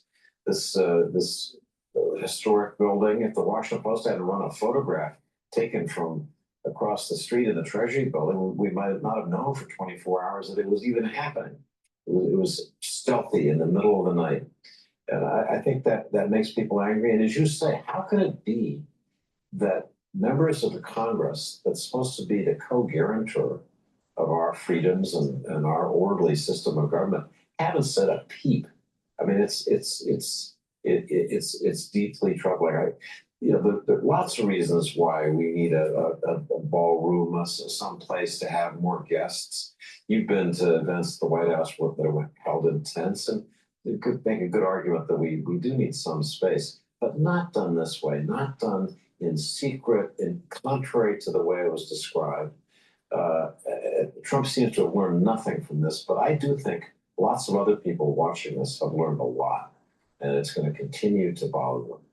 Yeah, let's be clear, the vast majority of events that size that could be held in a ballroom of that magnitude would be for wealthy donors. That's who this would be, people buying access to the President of the United States. And Jeff, you know, we've spent time in the East Wing on a number of occasions. A lot of history is there, living and breathing American history, just the blink of an eye, taken down. And you've been writing about this for Reuters, noting that the bulldozer the president has taken here, the bulldozer in the ballroom, and it's how so much of this is Trump. Yes, it's about recreating the Mar-a-Lago experience. We see that at the Rose Garden patio as well, but it's also someone who's really mindful of legacy more and more. And you argue this is about him making a permanent stamp on the White House itself. Well, it is permanent. I mean, that East Wing is never coming back. If the ballroom at some point perhaps is something that a future president decides he or she wants to change, that's certainly possible. But the East Wing, as David and Joe were just talking about, that's gone forever. And he made that go away so quickly. And some of the historians that I spoke to in the piece that you just referenced talked about the White House and the people involved in this really taking advantage of loopholes. One of the loopholes is the fact that the president is. Just remember, some of that coup that was going on during the 2016 election and how Barack Obama was trying to circumvent the will of the people and create these Russiagate stories. And the ones that tried to inhibit Trump's first administration in 2017 and 2018, 2019, 2020, some of those people were working in the East Wing. Think about that. Is that the history we want to preserve? The ones that actually were trying to actually circumvent the will of the people? But don't forget, George Washington wanted the people's house to eventually be Versailles. Private donations to pay for this. That means he hasn't had to have the congressional oversight. And another is suggesting or believing that the National Capital Planning Commission only oversees construction and not demolition. And as a result, they've demolished it without a review and without oversight. You know, the other thing that's so disturbing about this, Joe, is when you talk to people who aren't journalists, don't work in politics, on both sides of the aisle, Americans just cannot understand how the president has been able to do this. They are watching daily the destruction, or they were, of the East Wing, and no one is stopping him. And I think it does get back to, yes, Congress is feckless. Yes, the Supreme Court has been feckless. But we have heard presidents, both Republican and Democrat, and others defend for decades now the importance of institutions. And when it comes down to it, everyday Americans say, in my own life, I'm not seeing these institutions working for me. Prices are still up. I can't afford a house. You know, I see billionaires gaining access in both parties. And now those institutions have failed to stop Donald Trump from destroying the people's house. And it is a metaphor, as Peggy Noonan and many others have said, because he slashes and burns, and it's shoot first, you know, deal with the consequences if there will be any later. And this is how he's operated the entire presidency, through tariffs, you know, through stopping U.S. citizens on the street with a masked police force. He's daring someone to stop him, and no one has. And we watch the destruction of the people's house day in and day out, and nobody came to do a thing about it because our institutions cannot keep up.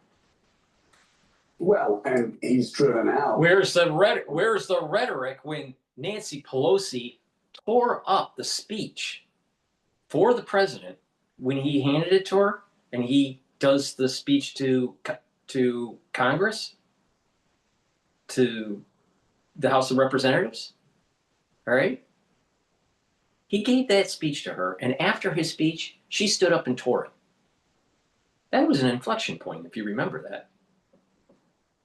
It was emblematic of the Democratic Party destroying our institutions and losing etiquette in an environment like that.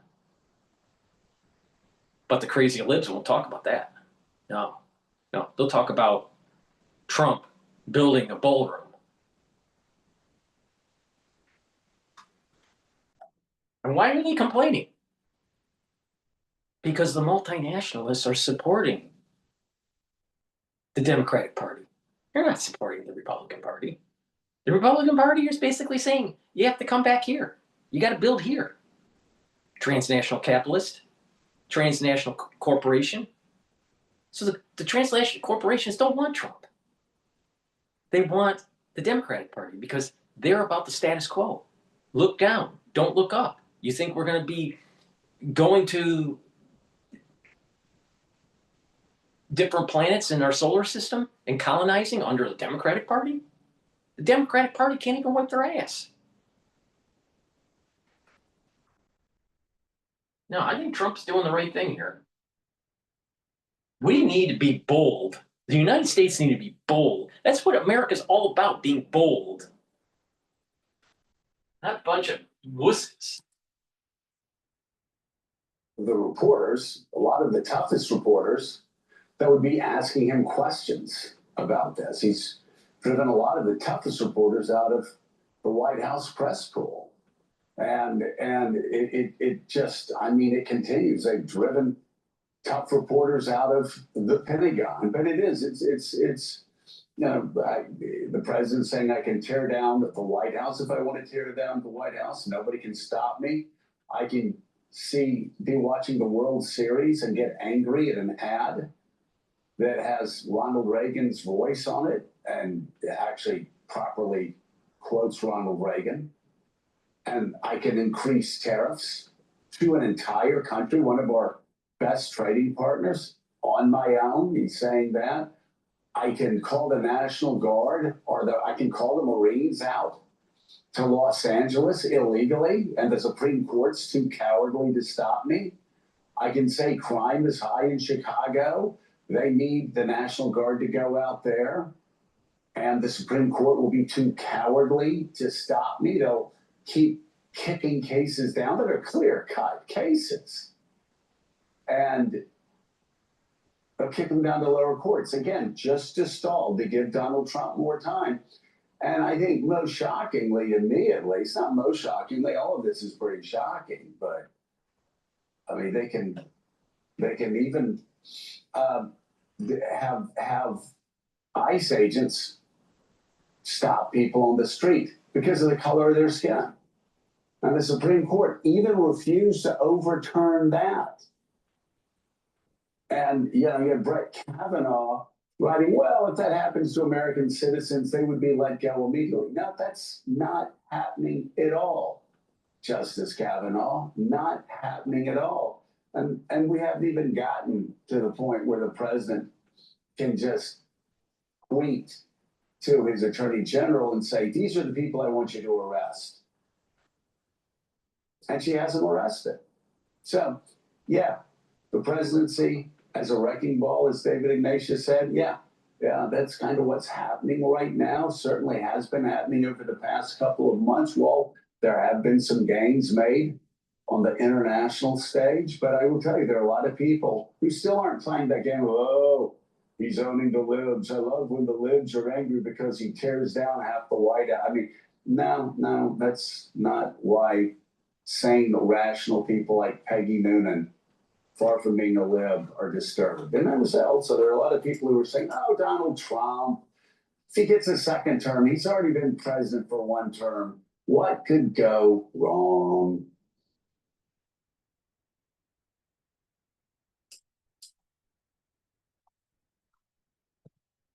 I think it's time that America is bold and is a building generation, not a feckless, decaying, ultra lib hellhole. Please go to my store, the-studio-reykjavik.com, and get the complete multivitamin. Because don't you want to slow down the aging process and live into the future because of this great prosperity we're starting to build as a foundation? So please go to my store, the-studio-reykjavik.com, and get the complete multivitamin. These multivitamins are cofactors for enzymatic activity, so your cells will perform better. It's easy to digest. Take it every day. Make sure you drink it with filtered water to help slow down the aging process and to help your cells to perform better. They're cofactors, so those enzymes will have their proper conformational shape to do their particular activity within the cell. So it's really important to take that multivitamin. The probiotics, you can get it in powdered form or in veggie cap. Very high quality, and by taking these probiotics every day, you're improving your gut biome. And when you improve your gut biome, you're reducing inflammation, you're absorbing your nutrients better, you're improving your gut IgA concentration, so your immune system is getting better. By having a good gut biome, you're improving your skin. By having a good gut biome, you're going to be able to sleep better. And by sleeping better, you're detoxifying your central nervous system, you're consolidating memory, and you'll be well rested. And you'll be slowing down the aging process. So by improving your gut, you're improving a lot of other organ systems. It's really important to understand that good gut biome is the foundation for good health. All right. In addition, your metabolism will improve. Your communication between your gut and your liver and your gut and your brain will improve. So please go to my store, the-studio-reykjavik.com, get the probiotics, either in veggie cap form or the powdered form. Take them every day, drink filtered water, and stack it with the complete multivitamin for synergistic effects. That's the foundation to help slow down the aging process. Good gut health is super important for brain function, for metabolism, and for your immune system. Please go to my store, the-studio-reykjavik.com, and use discount 5. All caps, discount 5, and you get $5 off any order. All right, let's listen to Fox News about Mamdani. Now think about it. Trump is part of the party, Republican Party, that's trying to build for a better future. You have the Democratic Party, the Democratic Socialists, that are literally trying to destroy our constitutional freedoms by eroding our property rights.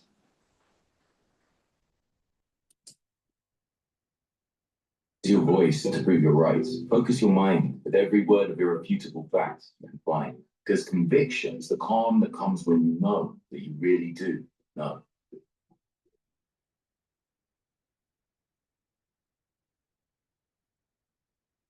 Momentum, acceleration, embrace the pursuit.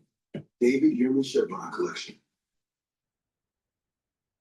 This was last night in Queens. The crowd chanting slogans like "Freeze the Rent," as well as DSA, which stands for Democratic Socialists of America. Take a look.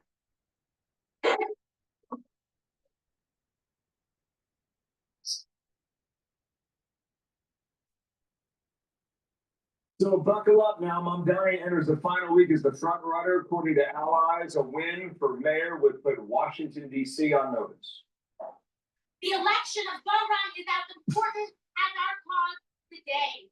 Childcare, buses, rent, and our rights.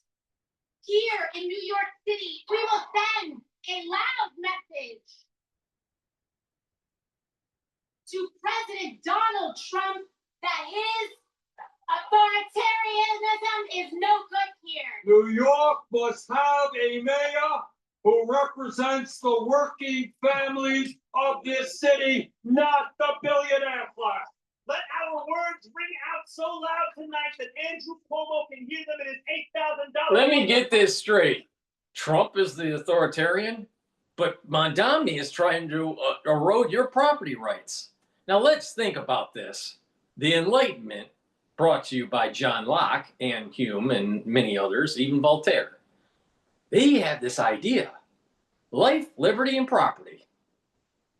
And when our founding fathers were starting to draft our Constitution and our Declaration of Independence, they tweaked it a little bit.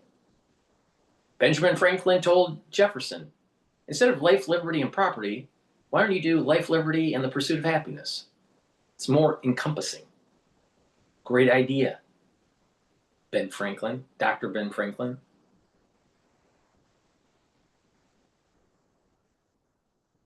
But we have Mamdani that wants to actually go back to a pre-Enlightenment day. So who's the authoritarian? The one that's trying to erode your property rights that are enshrined in the Constitution? Because we have a constitutional republic. And that constitutional republic has the Bill of Rights. And the Bill of Rights is the safeguard to make sure that tyranny from the plebs doesn't happen. Because in a pure democracy, which we do not have, we have a constitutional republic. In a pure democracy, the mob rules. And if the mob wants to take away your property, like what's happening with Mamdani in New York, you no longer have a constitution. So these people that don't know anything about John Locke, maybe Bernie Sanders does, because I think Bernie Sanders is a smart guy. I'm actually surprised that his mental capacity is still with it for his age. But in AOC and Mamdani, they don't know anything about the Enlightenment. They don't know who John Locke is. I'm willing to bet AOC doesn't even know what the Constitution is. And she's literally a representative in Congress. She sure as hell hasn't really taken the lessons learned from Plato, warning us about pure democracies. And if you want to get a little bit more detail on that, you should read the Republic from Plato. Mamdani represents everything that's not America and not constitutional. But you got some Latino screaming at the top of their lungs that Trump is the authoritarian. Really?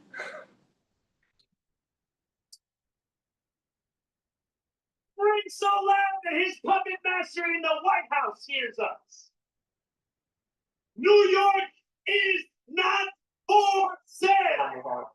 So Alexis McAdams was there last night. She's back again live this morning. New York's Museum of Natural History. Early voting's underway. And here we go on the Upper West Side. Alexis, what did you hear last night? Good morning to you. Good morning, Bill and Dana. That's right. Well, the crowd when we were in there out in Queens went wild. They were screaming, chanting, and very excited when Alexandria Ocasio-Cortez and Senator Bernie Sanders screaming and yelling and blah. Doesn't that sound like a crazy ultra liberal? came out on that stage. Why? Because they say they believe Zoran Mamdani has now joined those two as the stars of the Democratic Party.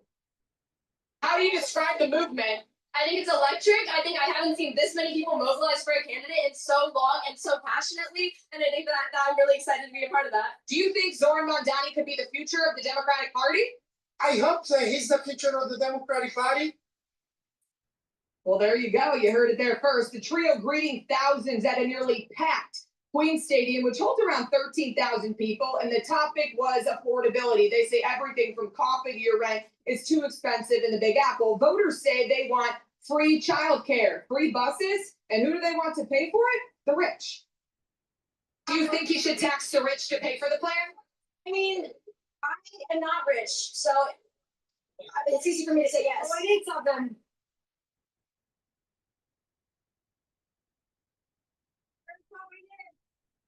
Ooh, so those were chants of tax the rich to Governor Kathy Hochul there. She was heckled up on that stage after they were pressuring her to increase taxes on the wealthy people in this city. Andrew Cuomo spending the weekend out talking with voters too, making his final push, meeting with leaders of the city's Jewish community, as the former New York governor wants voters to know he's the real Democrat, not Mamdani.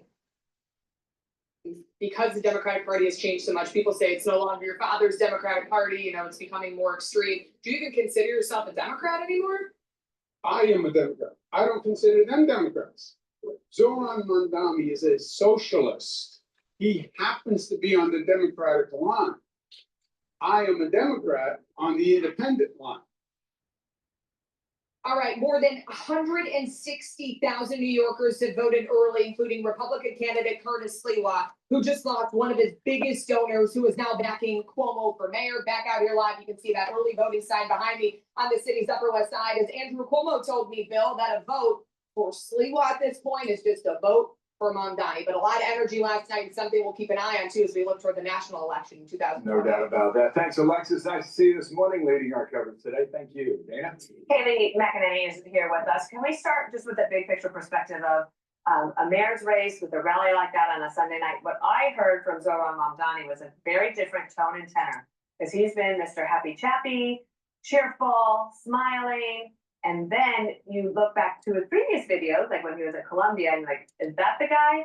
Or is that the guy? And then I was like, oh, he's the one he was in at the rally. That's the kind of leader he would be, in my opinion. Yep. Without question, he's emboldened. Yep. If you think about the way the Democratic caucus talks and the way they take some extreme positions and avoid kind of that middle lane that These people, I think actually she was from Harvard. I could be wrong, but the thing is that these people aren't paying attention to the classics. Plato warned us of people like Mamdani. That's over 2,000 years ago, 2,500 years ago. Think about that. Think about that the ancients, the Greeks warned us about what is happening now. And not only that, just take a look at during the Enlightenment and what the thinkers of the time were saying about the importance of property rights. And that holding an ideal like a constitution in high regard. These Democrats don't understand this. And unfortunately, a lot of the people that are pontificating on Fox News, on MSNBC, on CNN, I haven't heard one person quote anything from Plato of the Republic. Nothing. Yet this is what was in there. I haven't heard them say anything about the Enlightenment and the importance of property rights. So I've come to the conclusion that even people that are highly educated, that are talking heads, don't really know their history. They don't know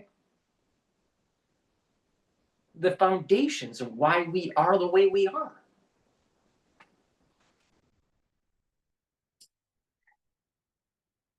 Occupied. They're beholden to this movement. They're beholden to the AOCs, to the Zohran Mamdanis, to this loud socialist vision. And when I hear the crowd chanting at Governor Hochul, tax the rich, all I hear is drain the city. Yep. Let me translate that. Tax the rich is drain the city. Yep. The top rate when you combine New York City tax, New York State, and federal for the top income brackets, it's 51.776%. Yeah. You want to create a pipeline out of the city, the so-called millionaires, billionaires, they will leave this city. You will not have a tax base. And all these grand socialist ideas you have, how are you going to fund them when you run the so-called rich out of your city? Yeah, and you wonder how long it takes for her to concede to the demands and the pressure of the progressive left, if indeed he wins 8 days from now. Let's run through a couple things and update our viewers, okay? This was last Friday afternoon. This is Mamdani talking about Islamophobia. He's Muslim, born and raised in Uganda, came to New York City at age 7 or age 8, I do believe. Roll this. This is what started it. I want to use this moment to speak to the Muslims in New York City.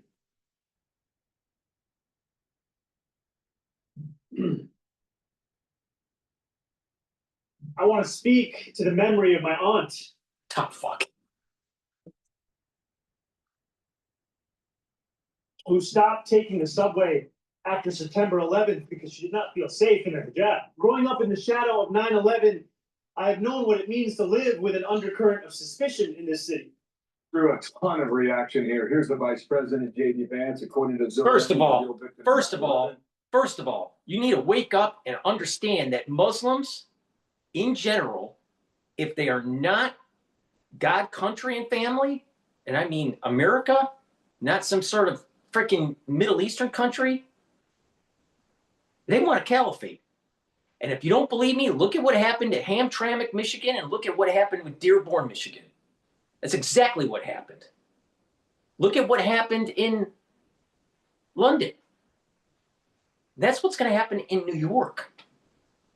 So So there's a takeover. There's a cultural takeover. And the way that the Muslim community works, the DNA of the Quran is to metastasize and destroy the culture that they're invading. It's designed for that. And if you have weak people that aren't pushing back, then guess what? You have a declining, you literally have a declining society. Now, how is this any different than the Visigoths that took down Rome? It's very similar, very similar. You had a society that was weakened and had porosity in their borders. They had infighting. Rome had infighting with their governments. They had economic issues, and eventually it was taken over by the Visigoths.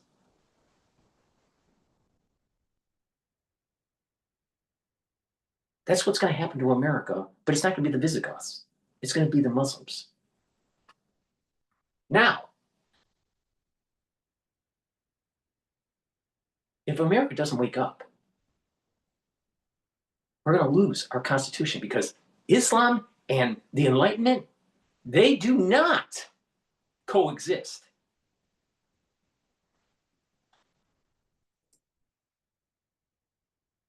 It was his auntie who got some allegedly, parenthetically, bad looks.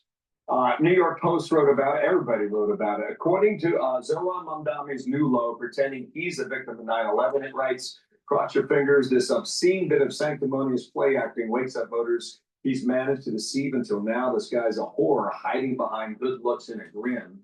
In addition, he went to camera and filed a 7-minute monologue about Islamophobia in New York City. Grip, stability, precision. That's the essence of driving. Lawful.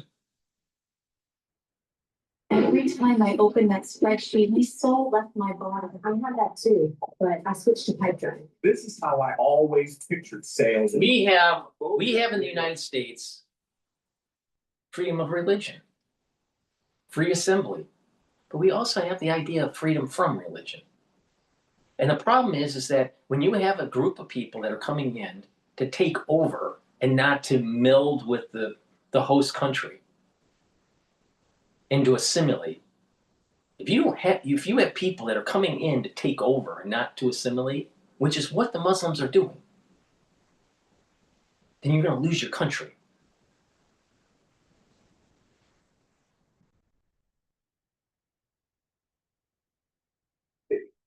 And I don't know about you guys, but we live here. I didn't even know that this was even on the table until now. New York has 8.8 million residents, 1 million of whom are Muslim. What? And this is his closing argument. Holy shit.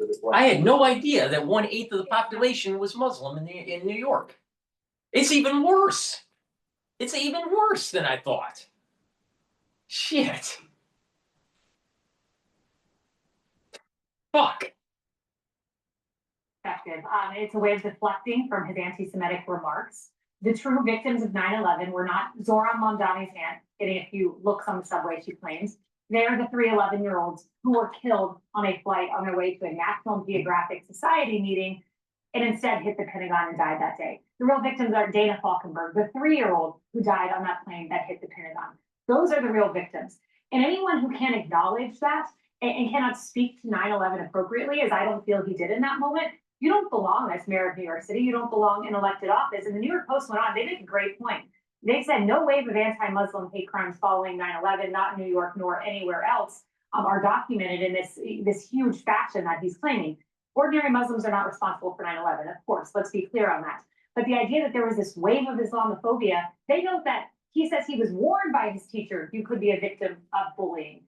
He doesn't document actual examples of that. He talks about the looks from his aunt. Where are these concrete examples he has? Instead, he totally eschews a horrible period in American history. And unfortunately, when we were getting ready for invasion of Iraq and Afghanistan, there were a lot of people from New York saying, "Not in my name, not in my name." Remember that? Remember that?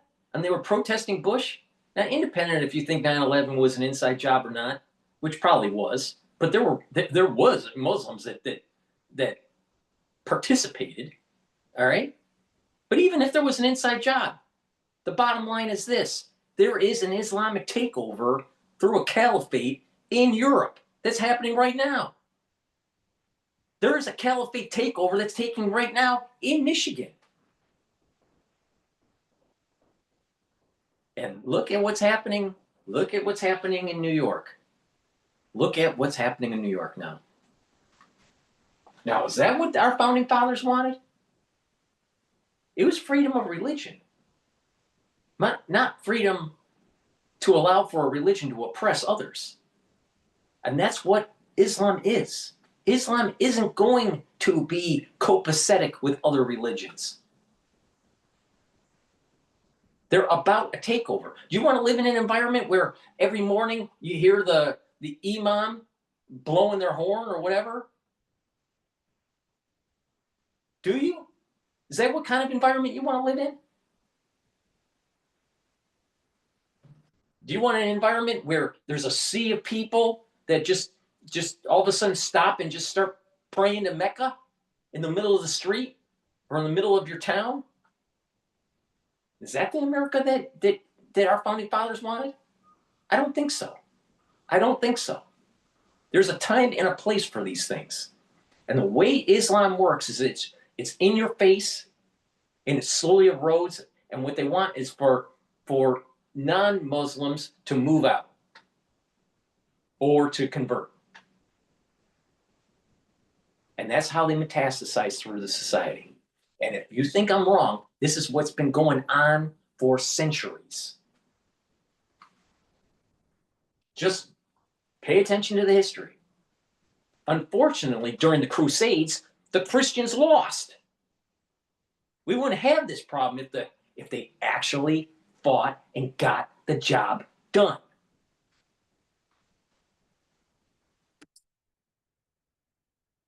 It's appropriate historical context, and that is disqualifying. Early voting is underway, and that's all in New Jersey as well. Any anecdotes from that yet? Do you, for either of you? I don't know. In New Jersey, you said? Or here in New York, that early voting is available. Yeah. So I had spoken with someone who is in one of these New York apartments, and they said this about just the grounding, that Zoran Mamdani's team has come 4 times to her door.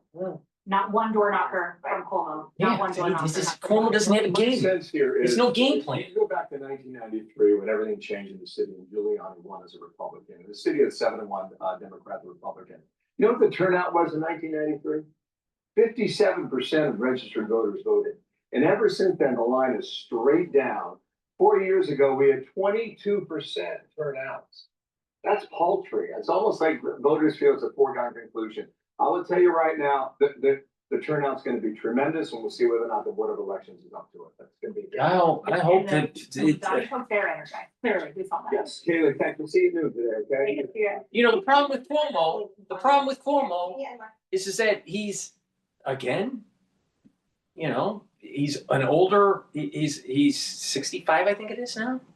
All right. And I guess he would be the tail end of I think he would be the tail end of the baby boomers. So, you know, he's another baby boomer, all right? Low T, low testosterone, no energy. It's like Jeb Bush. And he has no ground game. While Mamdani has all this energy. I mean, it's just, I'm telling you, New York is going to fall here.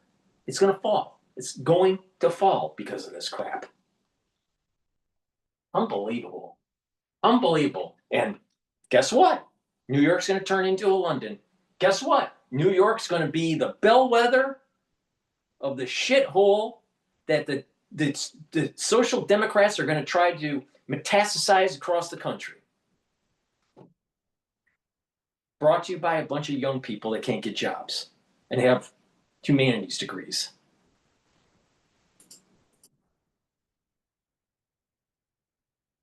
Food security is national security. Phosphate powers America's farmers, but global competitors like Russia and China threaten to control our supply.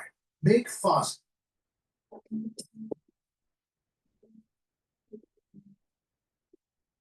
Real-time host Bill Maher once again calling out New York mayoral candidate Zoran Mamdani. Maher was speaking with former White House Communications Director Kate Bedingfield and brought up the topic of Mamdani's Ugandan citizenship. Here's what Maher had to say. And the issue now that Andrew Cuomo is bringing up in New York is that he is a Ugandan citizen. Uganda is a country where they kill homosexuals. So somebody who is a dual citizen can't be mayor of New York, or? I would renounce, if I was the dual citizen with a country whose government policy was we kill homosexuals, yeah, I would renounce that citizenship. Mamdani. I'm telling you, beware of the caliphate. Please go to my store, the-studio-reykjavik.com. You may be watching this and maybe having an indigestion because you don't want a socialist running New York. I suggest that you go to my store and get digestive enzyme complex to calm that digestion down. How does it work? Digestive enzyme complex helps to break up carbohydrates, proteins, and lipids. It reduces the load on your pancreas. When you get older, your pancreas doesn't perform as well, no matter how healthy you are. It's really important to take the digestive enzyme complex to break down those proteins, carbohydrates, and lipids, ease your digestion, allow you to absorb your nutrients. This also has bromelain, which is an enzyme that will help to break up clots because it's fibrinolytic. And it has proteolytic enzymes to help break up glycoproteins. This is the reason why I said take digestive enzyme complex, especially during the crisis of 2020. So it behooves you to take this every day to help with your pancreatic health and help with your digestion. But also, this is very important to take during the fall and the winter. Amazing how that works.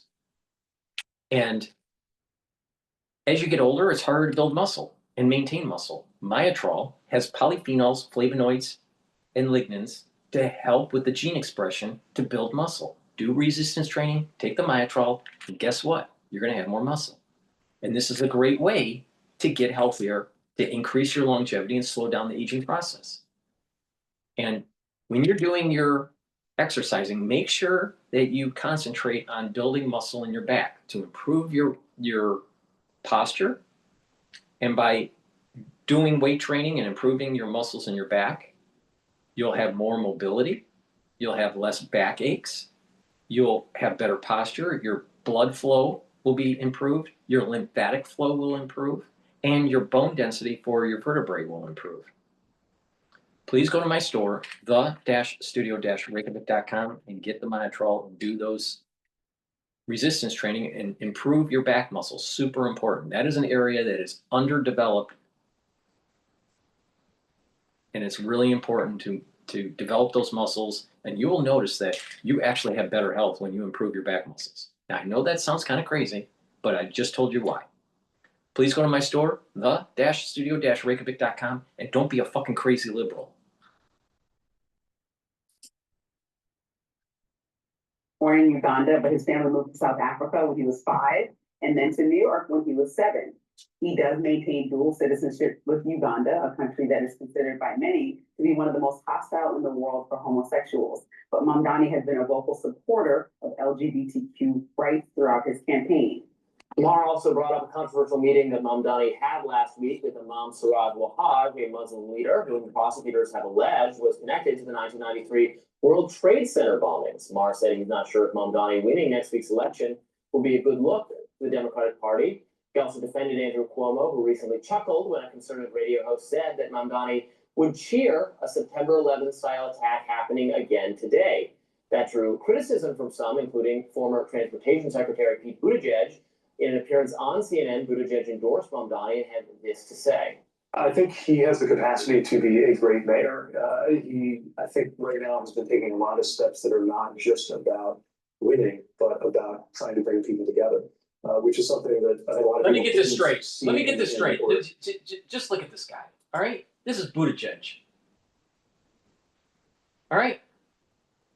Now, you served his country. Thank you for your service, Pete Buttigieg. But the thing is that he doesn't live in reality. He had a surrogate child because he's homosexual, all right? And he's feeding his kid with a fake nipple that he's wearing on his body, and you fill it with milk, and he's feeding his kid in a fake tit. Is this the type of person that you want to tell you about reality? Fuck.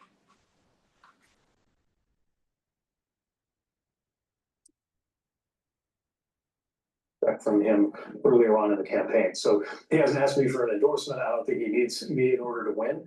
But I think it's a really important and exciting race to watch. So you've been more impressed by him than by Andrew Cuomo? I mean, Andrew Cuomo has disqualified himself in so many ways, including morally. And that's just one of the many reasons why I think so. Oh, wait, let me get this straight. I'm not a big fan of Cuomo at all. I don't like Cuomo. I have to vote for Cuomo, so I don't vote for Mamdani because Siliwa, I always have a hard time pronouncing his name. Siliwa isn't going to win. So any vote for him is just a vote for Mamdani. So I have to vote for Cuomo even though I don't like the guy. But wait a minute here. Look at the Democratic Party. That's what he represents, the Democratic Party.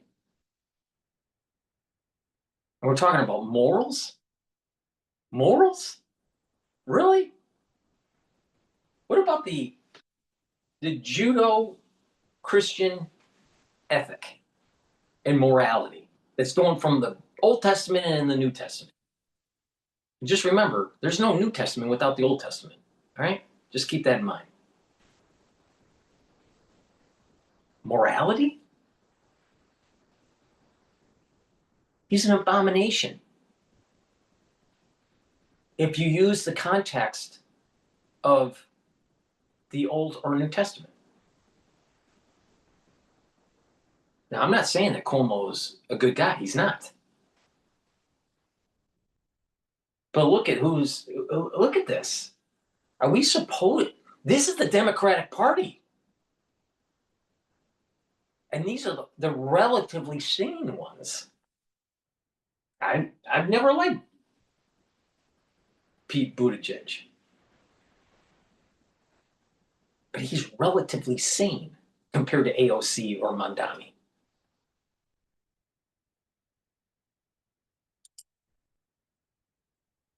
Are going to vote for Mamdani. As for Bill Maher's comments, they didn't go over very well with many on the left. Democratic strategist Liz Smith writes the quote, lack of understanding about Uganda, Uganda's history and its people and different cultures of all of this is insane. And writer MJ Salem says, quote, Zionist Bill. As Trump would say, it's a shithole. Maher couldn't care less about Uganda's treatment of homosexuals. He's just using it as a pretext to oppose Mamdani. We don't know about that. I mean, I don't know about being born because your parents were somewhere and then you renounced the entire country as part of your campaign about New York. Mamdani has been very direct and clear about his support for New Yorkers and focusing on those issues. People have asked him about a slew of issues around the world. He's like, I'm talking about New Yorkers. So if New Yorkers want to talk about that and what I have to say, then I'll talk about that directly. And I think that answer is the right answer. When you're not running for a federal election. I mean, they're just wondering why he hasn't renounced. If somebody asks him the question, he surely can. I think the fact that the question was on the table. He's going to renounce his Ugandan citizenship. Why do you shouldn't let go of the citizenship, but he can denounce what the government's doing. I don't think you should let go of a citizenship to a whole entire country. There's plenty of things that President Trump has done that people might say, oh, you should I should move away to Canada. Why would you be a dual citizen? See, I don't understand this concept of dual citizen. You're either a citizen of a country or not. Not this dual citizenship stuff. I've never believed in it. There's a lot of people that are Israeli citizens and American citizens and they have dual citizenship, but I don't believe them. You're either a citizen of America or you're not. If you're a citizen of the United States, great.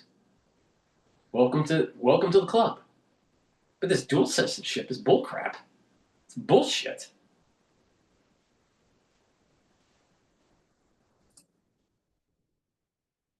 I hate when people say that when they're about to leave the country because they don't like an elected official. I don't like. So I just think that's ridiculous that you're asking this man to take away the fact that he's able to transport back and forth to the country that he was born because of their policies over there. You can denounce them all day. That doesn't mean you have to relinquish your citizenship somewhere where you. them all day, I just need. He can denounce them. Yeah, he should denounce them, but I said he's never been asked the question from what I understand. So Bill Maher's bringing it up, have him on the show and ask him the question. I'm sure he would I would like easily, to see him because denounce of the views of his. policy push, that he would easily denounce what Uganda and how it feels on. Well, I don't know. But let go of your citizenship is extreme. That doesn't seem like that. All I have seen Mamdani say about the LGBTQ community is that abolishing the police would be good for them, or his tweet, we must abolish the police for fear of justice. I'm not sure why getting rid of the police would be some positive move for protecting gay people. Maybe he can explain that to me, although I guess he's backpedaled from that position. I would like to see him denounce more so the nation of Uganda, remarks by his father, which were circulating on social media over the weekend. His father saying that America is just the worst country ever. Abraham Lincoln is responsible for Nazism. The Nazis were inspired by Lincoln. It's just some absolutely baffling remarks to me. Maybe we'll discuss them tomorrow. We don't play them. Why his father hates this country? Clearly prefers the Islamic extremism of a place like Uganda, and I want to know if that's indicative of Hey, Mamdani. guess what? The acorn doesn't fall far from the tree. A little bit of Southern wisdom. I'm telling you, America needs to start paying attention to the metastasizing of the caliphate. And if they take New York, it's coming to a theater near you too.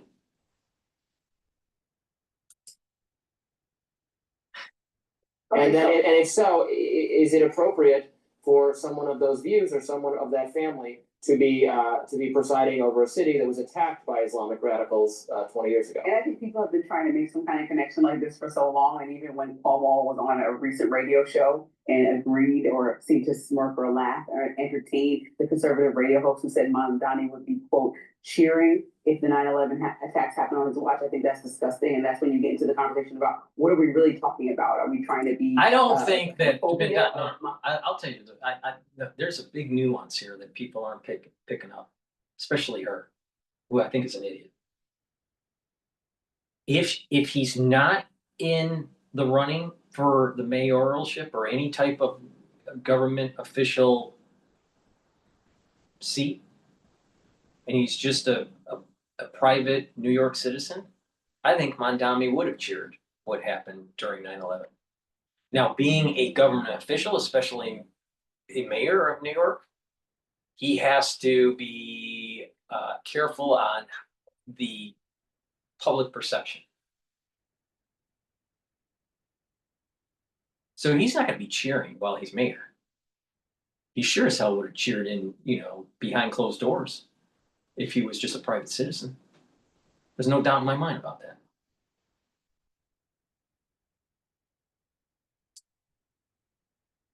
Who you have to worry about? Bringing here, or are we actually tying something to? Who do you have to worry about are the ones that are the closet racist, the closet Muslim, the closet whatever, right? Because they're two-faced. They do one thing in public and another thing in private, all right?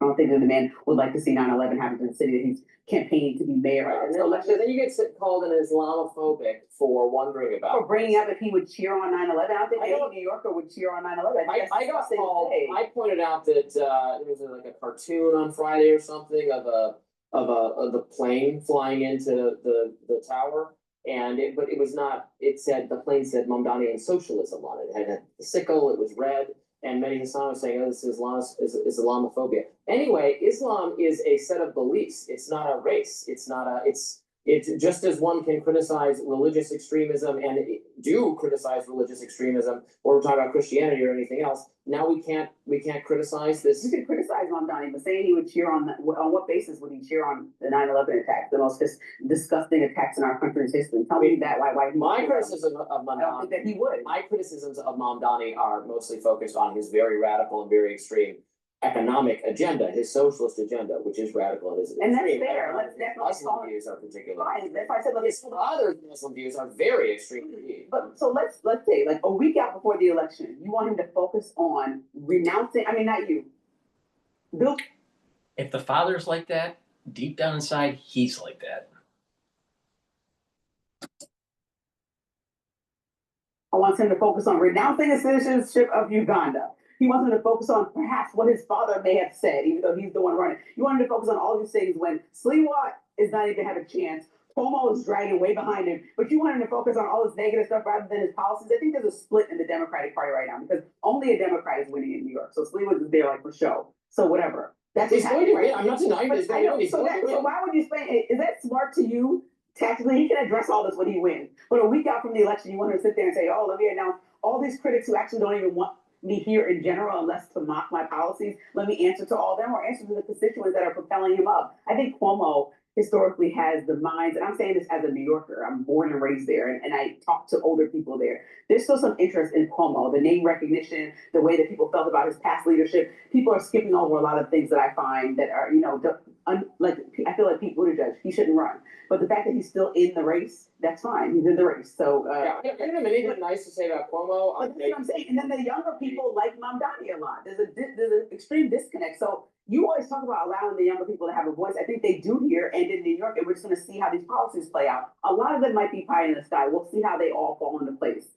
But I do think that people are ready for something new and something, I don't think and they should allow it to 52% to be pie in the sky. I consider it pie in the sky, like to create funding for new moms and housing. Oh my like God. this is what he's campaigning on. So I'd like to see it as a mom who's sort of new. I don't live in New York, but I like to see how it plays out for moms over there. And then we can campaign for that same thing that happened in DC. and recognize that the most important city in the country, one of the most important cities in the world, is about to elect someone, a person of very little experience running anything, let alone this powerful, vast city, someone of a very, very, very extreme social and economic policies, a policy of socialism that fails everywhere it has tried, that results in the great impoverishing, someone who not once, not twice, but like 20 times tweeted that he wants to defund or abolish the police. And someone who himself does not manifest any extremist religious views at all, but certainly comes from a family that does. So I am very troubled by what New York is about to decide. I don't doubt that they're going to do it, and that there are, to be clear, there are no good alternatives. So fine, but it is what it is. And also, I have the right to express grave concern about it. Well, this is what I say. If you feel so gravely concerned, you know what? It's the same thing I told the people that had grave concern about President Trump being president again. We're going to live. We're going to survive. It's not the end of times. It's not the worst of times. We're going to see how this couple years goes and then move forward. Now, from what we understood, people who were saying and harsh critics of President Trump and all his ideas about immigration and how farmers, business owners, and people in communities are responding, how people said about the way that he wants to hold up tax breaks for rich people over all other things, and why we had this big ugly bill. Many things that we could have called out in the beginning, the way that he wanted to attack DEI programs, and don't even start this conversation about DEI because we're not going down this rabbit hole. But the way that he wanted to do all these things, we could have called this. But guess what? It's not the end of times. And so Mamdani can run New York, and y'all gonna have to get over it, okay? You can't win them all. Sliwa don't have a chance. I think abolishing so just move police on. is more No, because what's going to happen is if there's enough white flight that comes out, there's enough businesses leaving, it won't come back to New York. So this is the problem with her mindset, that it happened in Chicago, it happened in Detroit. Once the white flight happened, boom, it started to decline. Happened in New York. It took a long time for it to come back. All right? The 1960s during the riots, there was white flight coming out in New York. And then the 70s were terrible. The 80s were terrible. And then the 90s was the cleanup phase. So we've seen this arc in modern times. So if you have enough white flight and business coming out of New York, it's going to be a total shithole. You think Times Square will be looking like Disneyland? No, of course not. It's gonna be a bunch of hookers running around, a bunch of drug addicts. That's exactly what happened around Macy's. Especially right at that 2019, 2020, 2021, especially during the COVID years. Macy's was a total crap hole. The flagship store for Victoria's Secret right across Macy's closed down because of it. That's what you're going to get. And of course, black woman that thinks that everything will be okay. No, not everything is going to be okay. She's totally wrong. Being some diversity program. You know what? Well, we disagree. Well, And I don't think that I must but the American people do Yeah, not. the problem is that when you disagree, when you listen to her rhetoric, and you look at the history, every single city that had white flight and businesses leaving ended up turning into a shithole. That's just history.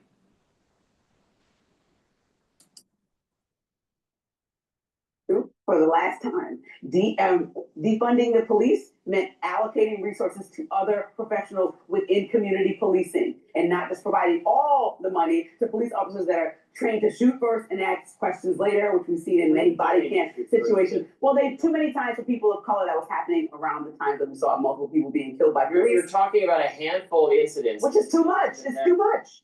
It's not a bad apple when a police kills a person. They shouldn't be killing an innocent person. Well, more people will die if there's no police resources. No, I didn't say no. That's why I said it's not about no police. It's like, how do you respond to somebody? Well, tell him it's not about no police, because that's what he tweeted. If I get a chance to sit down with Mamdani, I will. But now, people are allowed to change and develop their stances like President Trump has multiple times, right? He's allowed to massage and figure out. This is exactly why America's going straight to the shitter. I need to run for you the same thing. What? He's tweeted some of these things as recently as 3. He's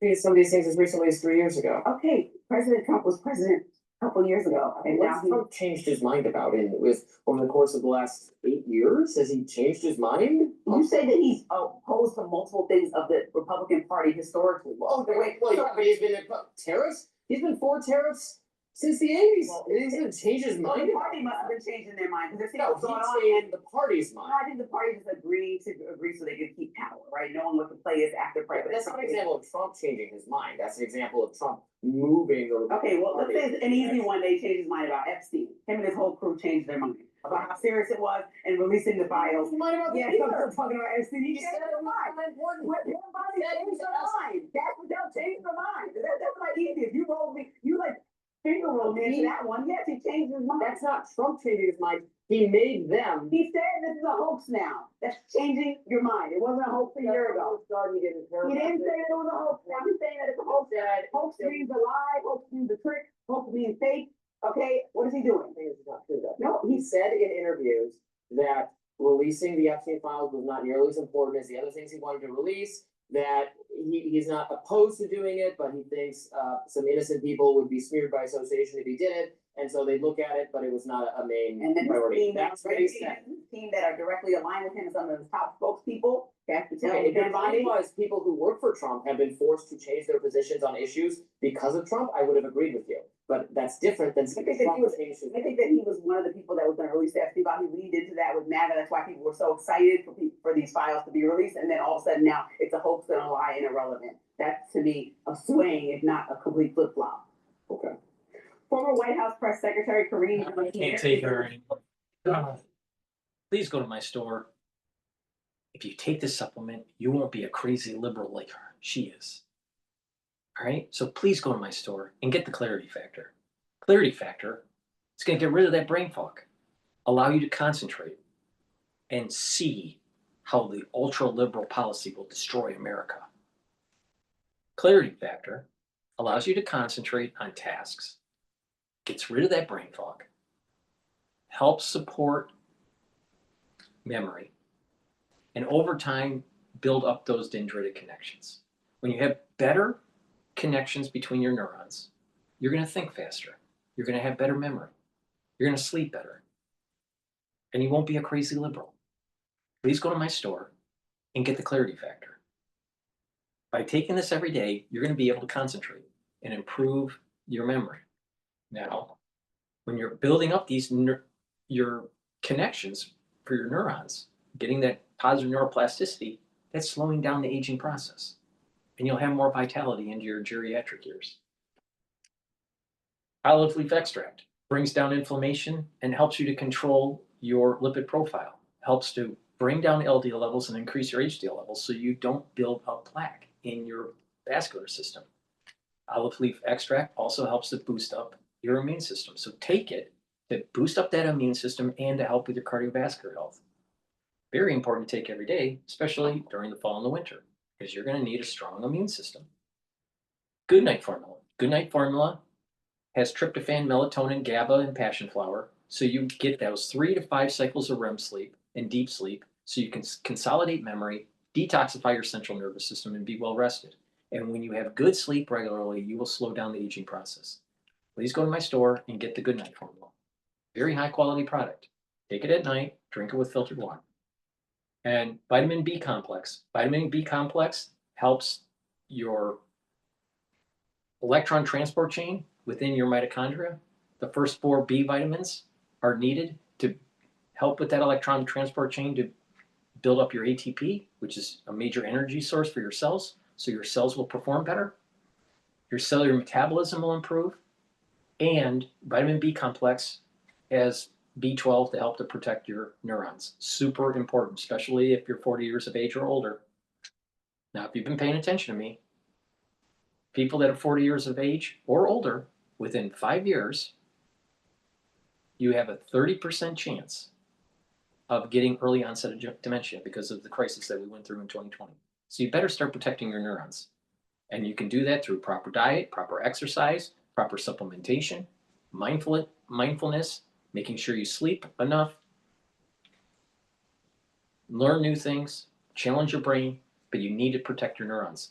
Even balancing exercises will help because it's activating the cerebellum and coordinating muscles and helping with your kinematics.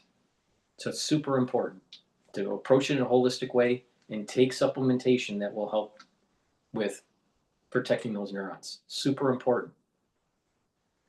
So in your social network, if you know someone that's 40 years of age or older, 30% of them are going to get early onset of dementia. Now there's going to be, out of that 30%, about 75% of them will have ischemic issues, either microclotting or microbleeding. About 24.5 to 0.9% of them, of another cohort group, will have amyloidosis, building up of plaques. And there's going to be about 0.0 to 0.5% of that 30% population that will end up having prion disease because of the crisis that we went through in 2020. So you better start protecting your neurons. If you don't, you're going to have problems.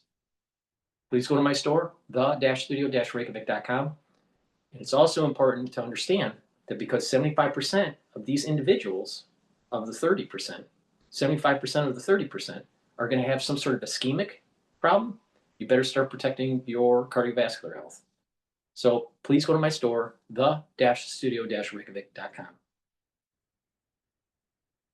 Don't be a stupid liberal. It's now first on CNBC. One of those researchers, UC Berkeley computer science professor Stuart Russell, also the director of the Center for Human Compatible Artificial Intelligence.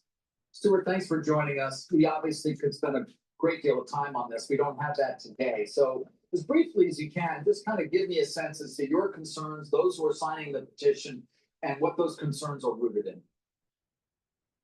So I think from a common sense point of view, the concern is if you create entities that are more powerful than human beings, and you have no idea how to maintain power over them, then you're just asking for trouble. I think pretty much every American understands that. And the polls are extremely lopsided against proceeding with superintelligence.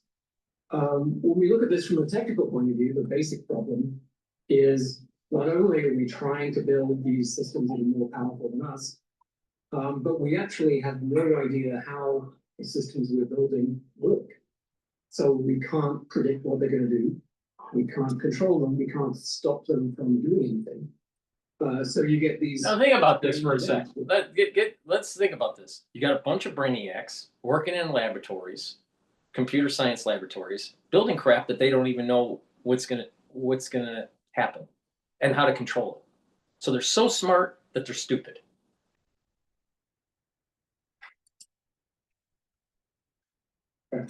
An AI system convinces a child to commit suicide, and the company responsible basically shrugs their shoulders and says, "Well, sorry, we don't know what happened."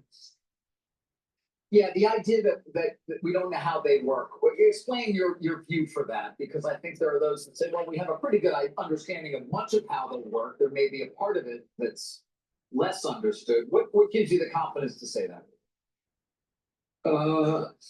I think anyone who thinks they understand most of what's going on is deluded. To a first approximation, right? These are systems with trillions of parameters, so that's basically what you learn. You have a process of learning that tweaks those trillions of parameters by quintillions of small random perturbations until the behavior of the system matches well as possible what the training data is telling it to do. But we have no idea what's going on inside that giant box with trillions of parameters. We understand a lot less about that than we understand about the human brain. We don't understand the human brain very well. The other problem is that what we're training them to do is to imitate human beings.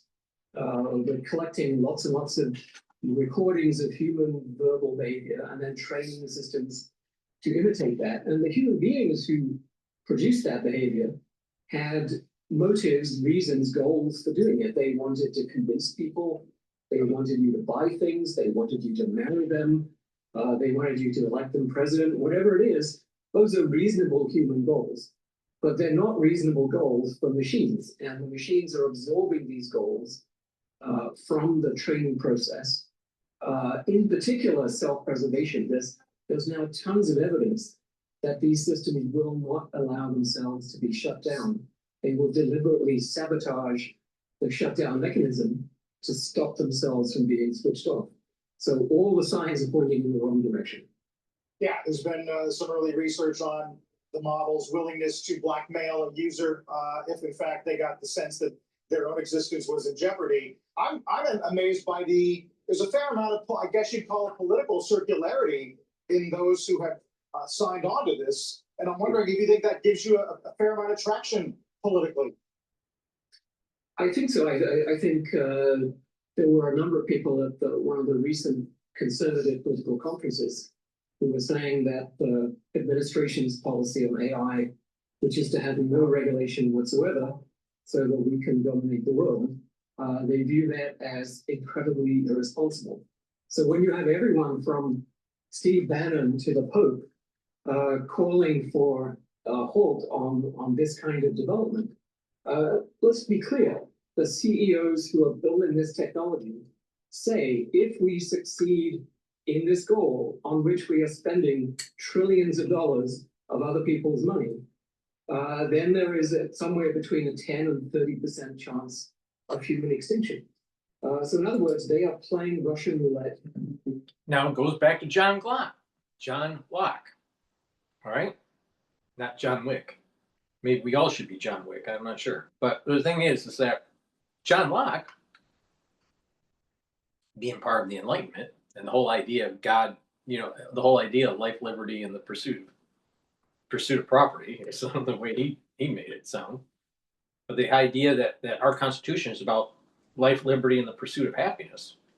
If our life and liberty in pursuit of happiness or property is taken away because of artificial intelligence or superintelligence by individuals that are designing these things, it is our right and obligation to destroy the infrastructure and destroy the people that are making it. And that is not some sort of just, some sort of rhetoric, coming from an emotional or pathos perspective. It's literally the foundations of the Enlightenment. And that's what made our country. So if people are going to start feeling that super intelligence is destroying their life, liberty, or pursuit of happiness, there will be a war. Now, I wrote about this in my artificial intelligence book. I think I published it in 2016. You can get it on my website. But the bottom line is this. I state that there's going to be a war between the monks, what I call monkism, the monks, and the transhumanists. The transhumanists are developing this technology, this AI technology, right? And that there's going to be a need for humans to morph into the AI just to survive or to be competitive. And you'll have people that are not Luddites, but want to be in a modern world, but not be integrated so much with technology. And this is the reason why they're monks. They're more like, imagine living today with today's technology, but with the sensibilities of the 1980s. So these monks decide to destroy the Achilles heel of the AI and the transhumanists, which is energy. Because we're robust through evolution. The human race is robust through evolution to be able to weather a society that doesn't have electricity. Now that means that there are a lot of people who die because a big part of our population growth is because of electricity and the means of production of food and distribution. So many people are going to have to die, but the Achilles heel of this super intelligence is energy and these transhumanists. But if you really take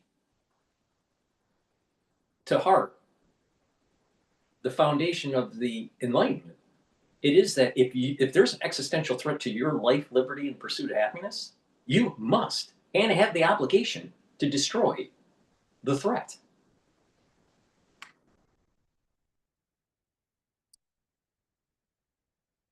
Every adult and every child in the world without our permission. And this seems to me to be unacceptable. And the petition just says, don't do that until you're sure that it's safe. I don't think it's very much to it.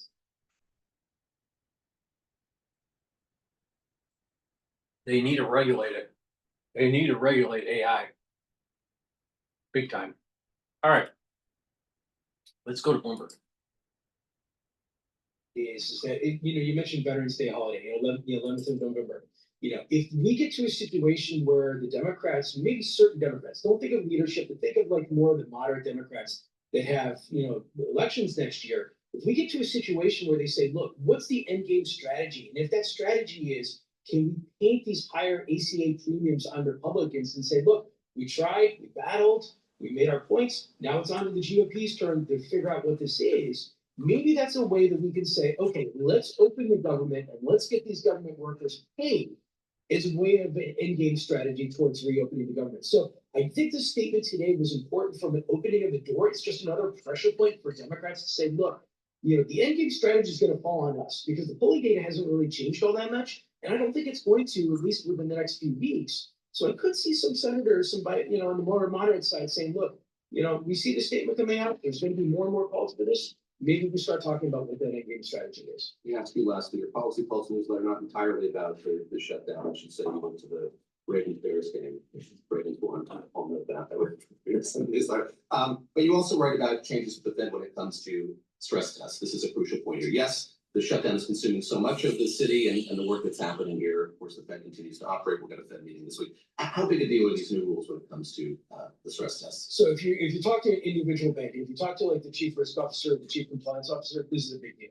Proposal that came out on Friday, essentially more transparency for stress tests. If you're talking to a bank investor, not that big of a deal. Call it a second tier issue because there's no real change in capital requirements associated with this. It just means that these banks aren't going to really have much of a gotcha issue when the stress tests they come out in June. There'll be more transparency. They'll know what's going into the stress test, so they'll be able to plan accordingly. So if you're on the compliance side or risk side, you're really excited. If you're a big investor, it's a second tier issue. Nathan, great to see you, as always, and I will see you again soon here as the week unfolds. Nathan Dean of Bloomberg Intelligence joined me here in studio in Washington, D.C. And let me pick up On our conversation about the Fed with Michael McKee, of course, is our international economics and policy correspondent here at Bloomberg Radio and Bloomberg Television, preparing to make his way down here to Washington for the FOMC meeting that's going to take place Tuesday and Wednesday of this week. No doubt he will be there for the press conference on Wednesday.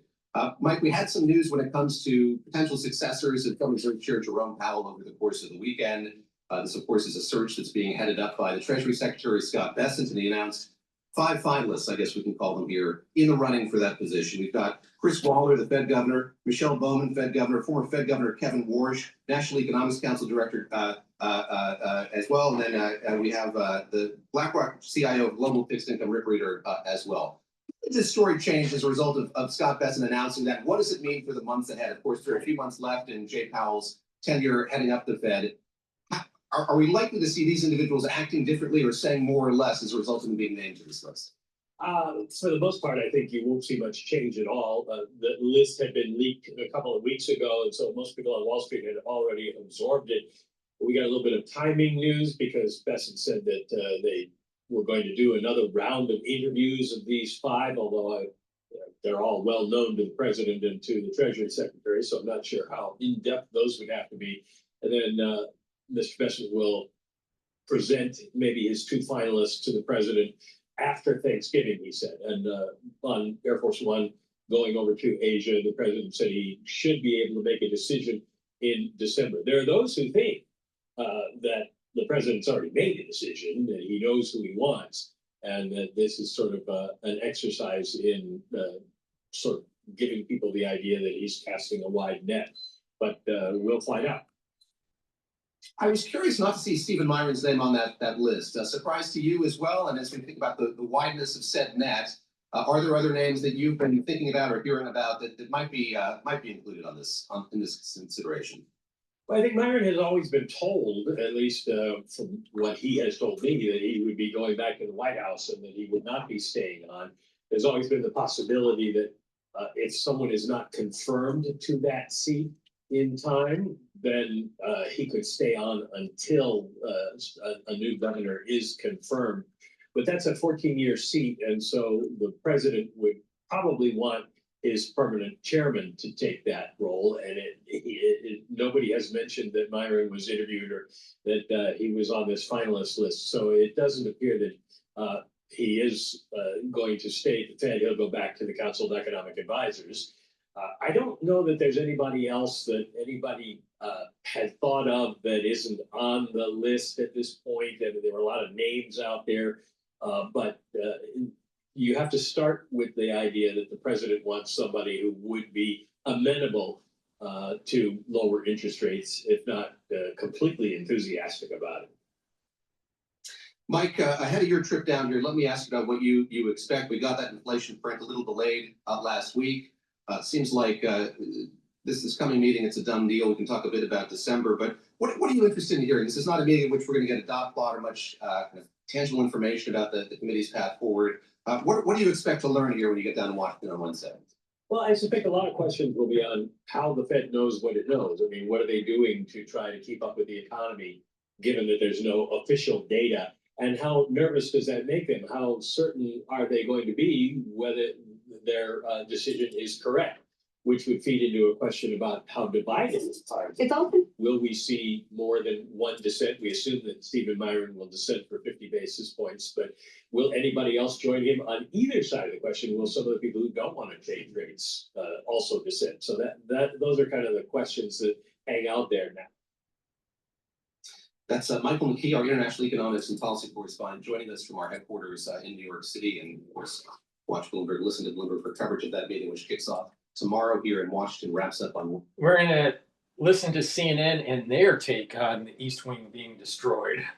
Please go to my store, the-studio-reykjavik.com, and get the omega-3. Omega-3 will bring down inflammation and help you to control your lipid profile.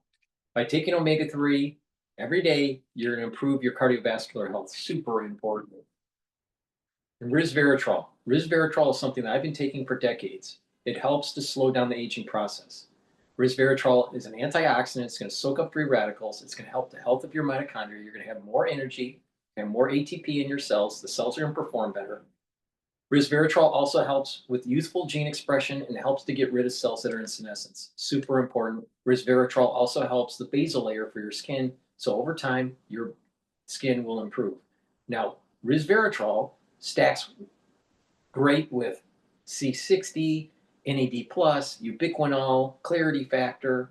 So please go to my store, get the resveratrol, take it every day, and slow down the aging process. All right? Let's listen to CNN. This is CNN. Federal government might shut down, the East Wing might be gone. Trump is killing alleged drug smugglers in the high seas and lashing out to Canada with new tariffs, but he's feeling good. He's dancing in Malaysia. There he is. A panel joins me now. Sochi, you might be upset about what the state of the country, but President Trump is feeling good, dancing. He is, yeah. Government is shut down. Healthcare premiums are about to go up. He's putting opposition research on the White House website. East Wing is coming down. That's apparently his priority, according to Caroline Levitt this week. I think that all of these visuals are not good for Donald Trump. And I think that you're feeling it. You're hearing from Americans. People are angry. They're not getting their paychecks. Costs are going up. They did not want all of this. They wanted him to address costs. And so it'll be interesting to see what happens in the upcoming elections and whether or not the Americans speak loud and clear if they don't want the Republican Party. What do you think? Well, this ballroom thing could have been settled a long time ago. In 2011, Donald Trump offered to build a ballroom for Barack Obama for $100 million. He offered to pay for it. So we could have saved ourselves all this trouble. And instead, Democrats would have to talk about the fact that they shut down the government instead of talking about the ballroom. Let me just ask you as a pollster, do you think there are bad optics that voters actually see in terms of the glitz of the ballroom and the hundreds of millions of dollars? And Trump is overseas. Obviously, he's doing serious stuff overseas, but prices are going up. Yeah, I think the ballroom is not actually something that we're going to be talking about a year from now as we are approaching the midterm elections. But I do think what people are paying at the grocery store, what they are paying in rent, those are the things that are going to define this election. And in the polling right now that I look at, I don't see voters seeing Republicans or Democrats as focused on that issue. That for Democrats, they are very focused on right now this healthcare issue that they sort of chose as the pretext for the shutdown. For Republicans, voters see them as very focused on crime and immigration, but those issues have faded a little bit in salience, frankly, as the border has gotten under control, as crime has come down a little bit. So this is the real challenge, is that for Republicans and Democrats alike, no voters trust them right now to tackle that number one issue. What do you think? I think the ballroom thing, we aren't going to be talking about it in a year. I think what it is, though, is it's emblematic of kind of how Donald Trump has run his presidency. And you love that or you hate it, right? He basically made a decision without the will of Congress. I'm actually kind of creeped out by the fact that he's raising money from outside sources for this. I almost would rather it be tax dollars, because then he wouldn't be beholden to anybody. And then people wouldn't be trying to get favors from him. That's where I think corporations and cryptocurrency. They're just doing that on the side because they're sweet. I know they're very sweet, actually. And but no, I mean, so I think that's going to be. It's just kind of emblematic of that. But really, the big deal is, how do we get through this government shutdown? And when paychecks stop going out a second time now, or food stamps are cut, the pressure's going to be really turned up out here. Sochi referred to Oppo on the White House website. Let me explain to people what that means. That means opposition research, and this was the White House, as they were facing criticism to the East Wing being torn down, posted on the White House website pictures of Bill Clinton with Monica Lewinsky, a photograph that claimed to be Obama. It's supposed to be representative of Obama with the Muslim Brotherhood. A photo of Hunter Biden in a bathtub, suggesting, with no evidence, that the cocaine found in the White House during the Biden years was his cocaine. Let me ask you, the trolling that this White House does, and it is a big part of the Trump presidency, is trolling. Not even by him necessarily, although he certainly does his share, but like the White House Communications Office does a lot of it. Does it work? Does it hurt them? Just a wash? What do you think? So as someone think they care. A big C and a small c conservative, I don't love the way that our politicians talk to one another just in general these days. So I'm personally not a huge fan of this. However, I don't think that there are a lot of voters out there who didn't think this is kind of who Donald Trump is, and that he likes to just go punch people in the mouth with every tool available to him. And especially these days, Republicans really believe, I'm willing to accept extremism, I'm willing to extreme forms of communication, we should say, in exchange for a government that's actually going to get something done, that's actually going to be like vibrant and effective. And that is a trade-off They really need it. But you obviously are bothered by it. Well, of course, and I think the interesting part of all of this is that Donald Trump understands a visual. He understands cable news. He watches it. He's obsessed with it. The visual of bulldozers knocking down the East Wing, that really took to people and was obviously covered, and he did not like that. And so he needed to find a way to distract. So find and Hunter, this Hunter, was, Hunter on the back. and so this was a way of doing it, because now people are talking about how Hunter Biden, and they're all this opposition research is now on a government website, not a political campaign website, but used by government dollars. This is his way of distracting. But you know, swing voters value Donald Trump's sense of humor. They think he makes him different from other politicians. We studied this and we know it. And I think what's really going to happen with this ballroom is every Democrat running for president in 2028 is going to swear they're going to knock it down, and it's going to make them look like an idiot to the voters. Swear they're going to knock it down. I'll tell you what kind of is just so tiring is this president and this White House, all they do is punch down. They punch down all the time. They celebrate deportations. I think it's one thing to deport people and be like, you know, with a heavy heart, we have to deport you so you have a chance to come back. Instead, they're putting out tweets where they're like dragging chains and celebrating the fact that this family who was in such a desperate situation that they took a dangerous journey, worked for almost nothing to provide for a family. They should not be here if they're here illegally, period. And we need to have a government that has some balls to kick them out. No. They don't have a right to be here if they're here illegally. And they celebrate their pain and deportation. And you see that in this too. Everything is a troll. Everything is punching down. Everything is LOL. And we live in a really serious time in this world that stuff is like right on the verge of breaking. And we have children in charge. But it feels as though there are some Democrats who are looking at that and going, maybe we need to do it too. I mean, Gavin Newsom in California now has an entire website devoted to saying like, well, if you can't beat him, join him. And I think that is probably unwise. But he's not president. It's also a reflection of where other culture is too. Politics tends to be downstream of culture. We're at a race to the bottom at this point. But do you think that Democrats should, under the whole when they go down low, we go high? Do you think Democrats should be returning to that, or do you like Gavin Newsom, you know, mocking Trump endlessly on his Twitter feed? Well, I think that the Gavin Newsom thing is just noise in the background. I do think that when it comes to redistricting, as your earlier segment, I do think that Democrats need to be responding to Republicans and not letting them get away with it. And so that's why I support the redistricting, and a lot of Democrats. Even though they're going to deny the will of 2/3 of Virginians. All right. To be continued. Thanks so much, everyone. Please go to my store, the-studio-reykjavik.com, and get the C60. You can get it in avocado oil, extra virgin olive oil, and MCT coconut oil. You can get it in a 2-ounce, a 4-ounce, or an 8-ounce configuration. Take a teaspoon a day every day. And what this C60 will do is soak up free radicals. It's very potent. It's 1,000 times more potent than vitamin C. And by taking this every day, you're going to be soaking up those free radicals, helping your immune system, your endocrine system, your brain function, and even your cardiovascular health. Now, C60, how it works is you're soaking up the free radicals at the cellular level, in the extracellular matrix, and even at the vascular level, and in your neurons. And by soaking those up, your mitochondria in your cells and your neurons will perform better and build ATP. You'll have lots of energy. So your energy levels will go up, your cells will perform better, the tissues will perform better, there's less stress in the tissues, and your organ systems will perform better. Again, it's going to improve your immune system, your endocrine system, the health of your neurons, and help with your cardiovascular health. Take this every day, take a teaspoon a day, every day. This also helps the basal layer of your skin, so your skin will improve over time. You will notice the effects of this within 2 months. You'll start noticing you have more energy and you're slowing down the aging process. If you take it for a year every day, you're going to notice that you look younger in a before-after comparison. So please, go to my website, the-studio-reykjavik.com, get the C60, get it in a 2-ounce, a 4-ounce, or an 8-ounce configuration. Use discount 5, you get $5 off any order.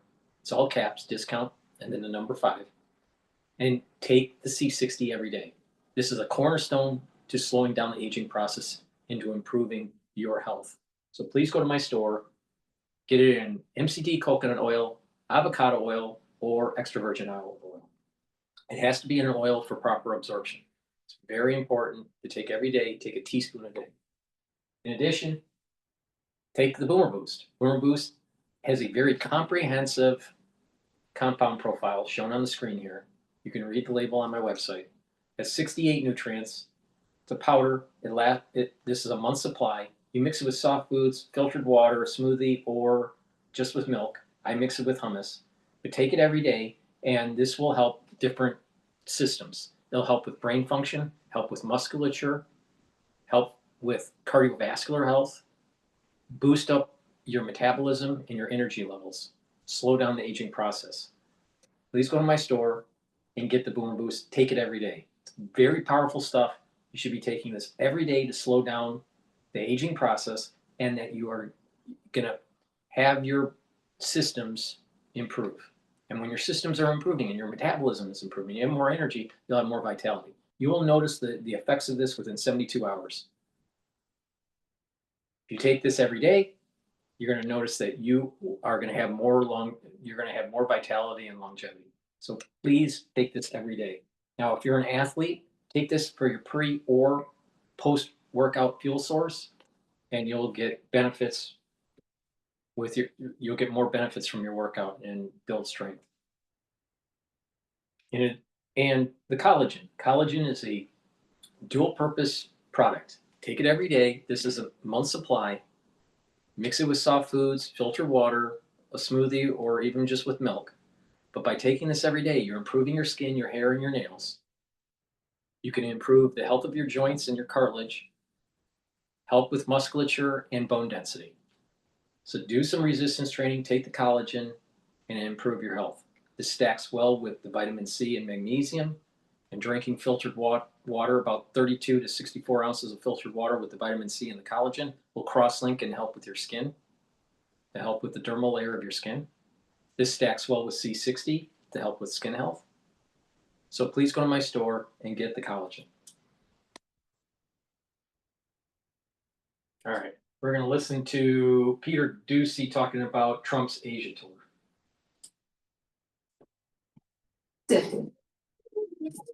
From my fingertips, all possibility unfolds. It's all connected. Possibility. We are starting our final hour with a Fox News alert. President Trump meeting with Japan's emperor earlier this morning after arriving in Tokyo. It's a second stop on Trump's Asia trip as he gets ready to meet with China's Xi Jinping later this week. Senior White House correspondent Peter Ducey going to decide from Tokyo with the latest. Peter. Good morning. Yes, President Trump was very warmly greeted by Japan's imperial leader, the emperor, shortly after touching down here in Asia, or rather here in Japan, from his first stop in Asia, in Malaysia. And the president here in Tokyo has a long list of economic and security priorities that he wants to try to address. All of Asia will be watching his every move, but in many ways, an audience of one is the most important. The one the president is going to meet with in South Korea this week, China's Xi. We're going to have a great talk. I have a lot of respect for President Xi. I like him a lot. He likes me a lot, I believe, and respects me, and I think he respects our country a lot. And I think we're going to have a successful transaction for both countries. One transaction that's possible, the sale of TikTok from China to a group of American investors. President Trump says he may sign that deal with Xi this week. Then, according to the Treasury Secretary who is traveling with the president, the DC and Beijing-based negotiators just need to cross some T's and dot some I's on a significant trade deal. I believe we've reached a very substantial framework that will avoid that and allow us to discuss many other things with the Chinese. I think we will be able to discuss them helping us get this terrible fentanyl crisis under control. I think we are going to be able to discuss substantial soybean and ag purchases for our American farmers. After a long flight to Kuala Lumpur this weekend, President Trump felt like dancing to the music played for him at an arrival ceremony. And this is why he said, just leaving Malaysia, a great and very vibrant country, signed major trade and rare earth deals, and yesterday, most importantly, signed the peace treaty between Thailand and Cambodia. No war. Millions of lives saved. Such an honor to have gotten this done. tomorrow, the president's gonna meet for the first time with the drum-playing, former TV show hosting Japanese Prime Minister. Local reports are that she's gonna gift him a golf club used by the late Shinzo Abe and a gold leaf golf ball. And this all adds to a very exciting week here in Japan, where millions of people have been waking up early to watch Shohei Ohtani, Japan's own Shohei Ohtani, in the World Series games before school and before work. So there's a lot going on here in Tokyo. Back to you guys.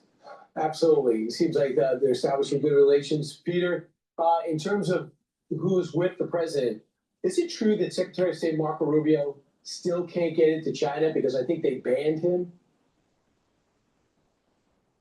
It seems like there is some complication with his travel, but that is something that President Trump would be able to work out at the leader level with Xi. And it seems like for this trip, the key point people are, it's not going to be Secretary Rubio, who is, of course, the top diplomat for the country, but it is Jamieson Greer, the trade representative, and Scott Bessent, the Treasury Secretary, because those are the ones who have been working their counterparts for days with intense final negotiations ahead of the leader level meeting. As we understand it, they would not, President Trump and Xi would not be having this meeting this week in South Korea if the lower level negotiators, the cabinet level negotiators, were not really, really close to a deal that would level the playing field for the economy. Basically, if President Trump is convinced, can be convinced, that Xi and China are going to stop ripping the U.S. off, among others elsewhere in the world economy as well, but especially the U.S. If they were not really, really close to a good deal for the U.S., President Trump would be going home. You know, Peter, when we play that video of President Trump dancing as he was greeted in Malaysia, we had this video. We were talking about this over the weekend when he touched down. It struck me as such a contrast. If you remember back under the Biden administration, when President Biden had some musicians there on the White House back in 2024, and he just was frozen. Such a contrast. It's very different than this president. What do you make of just how different of a president he is? What's better? I can't believe I had to come all the way to Tokyo before the idea of a Trump and Joe Biden dance-off was ever presented. It's always possible. No, it's President Trump. You can tell that he feels really loose right now. He feels like he has the wind at his back, ending global conflicts, nearing trade deals that are going to be really helpful to the United States, and meeting a prime minister here who is really good friends, or who was an admirer and a political ally of his really good friend, Shinzo Abe. So President Trump is having a great time. I'm sure that he's pretty jet lagged, but he feels like he has the wind at his back. When we came here with Joe Biden, things were usually a little bit more tense. The U.S., the world was coming out of this global pandemic. He was trying to repair alliances that he thought needed repairing. And I'm having this thought now, coming to this conclusion for the first time. Joe Biden went around the world thinking that he needed to repair alliances that were damaged by Donald Trump. That would appear to be in conflict with a president who can land pretty much anywhere in the world and just start dancing. Right. Thanks, Peter. We can come here to Tokyo and have Tokyo Tower lit up in red, white, and blue. So yeah. Thank you so much, Peter. So China, by the way, is saying the same things that we are about and optimistic about doing a deal. Their vice commissioner minister, who's the one that Scott Bessett's dealing with, he said the two sides have come on, spit it out. They've recorded, they've gotten over some their preliminary, they have reached a preliminary consensus on the deal. And one of the things they have done, I think, is got leverage. The president got a deal with Thailand on processing rare earth. He got a deal with Malaysia on getting I'd be shocked if there is a concrete agreement coming out of China. It's going to be, we agree to the principles. We need to talk about it, in another session. That's what's going to come out of this. And he got a deal with $13 billion from Australia to get rare earth processing done, which has also included something with Cambodia. So immediately the president created leverage. I'll go somewhere up for rare earth if I have to. Another peace deal for Donald Trump. Hey everyone, I'm Emily Campagno. Catch me and my co-hosts Harris Faulkner and Kaylee Metheny on Outnumbered every weekday at 12 p.m. Eastern, or set your DVR. Also, don't forget to subscribe to the Fox News YouTube page for daily highlights. All right. Please go to my store, the-studio-reykjavik.com, and get the ashwagandha root. This helps to control your cortisol levels and your blood glucose levels. Brings down inflammation. Super important for your immune system and your cardiovascular system and brain function. Turmeric. Turmeric will soak up free radicals, bring down inflammation. Again, important for your immune system, cardiovascular system, and brain function. Because when you're bringing down inflammation at the vascular level, you're reducing plaque. If you're bringing down inflammation at the cerebral level, you're reducing stress on your neuron. Lignans. Lignans will help with your immune system, your endocrine system, soak up free radicals and bring down inflammation. Helps with, obviously, your cardiovascular health and brain function too. Stack these together, the lignans, the ashwagandha root, and the turmeric, and that's a powerful stack to boost up your immune system, help with brain function, and help reduce plaque formation. Please go to my store, get this stack. This is a very powerful stack to slow down the aging process, but also to prepare you for the fall and the winter season. Please go to my store, the-studio-reykjavik.com. Use discount 5, get $5 off when you order. That's the end of my broadcast. Thank you for listening. Have a nice day. And don't be a crazy liberal.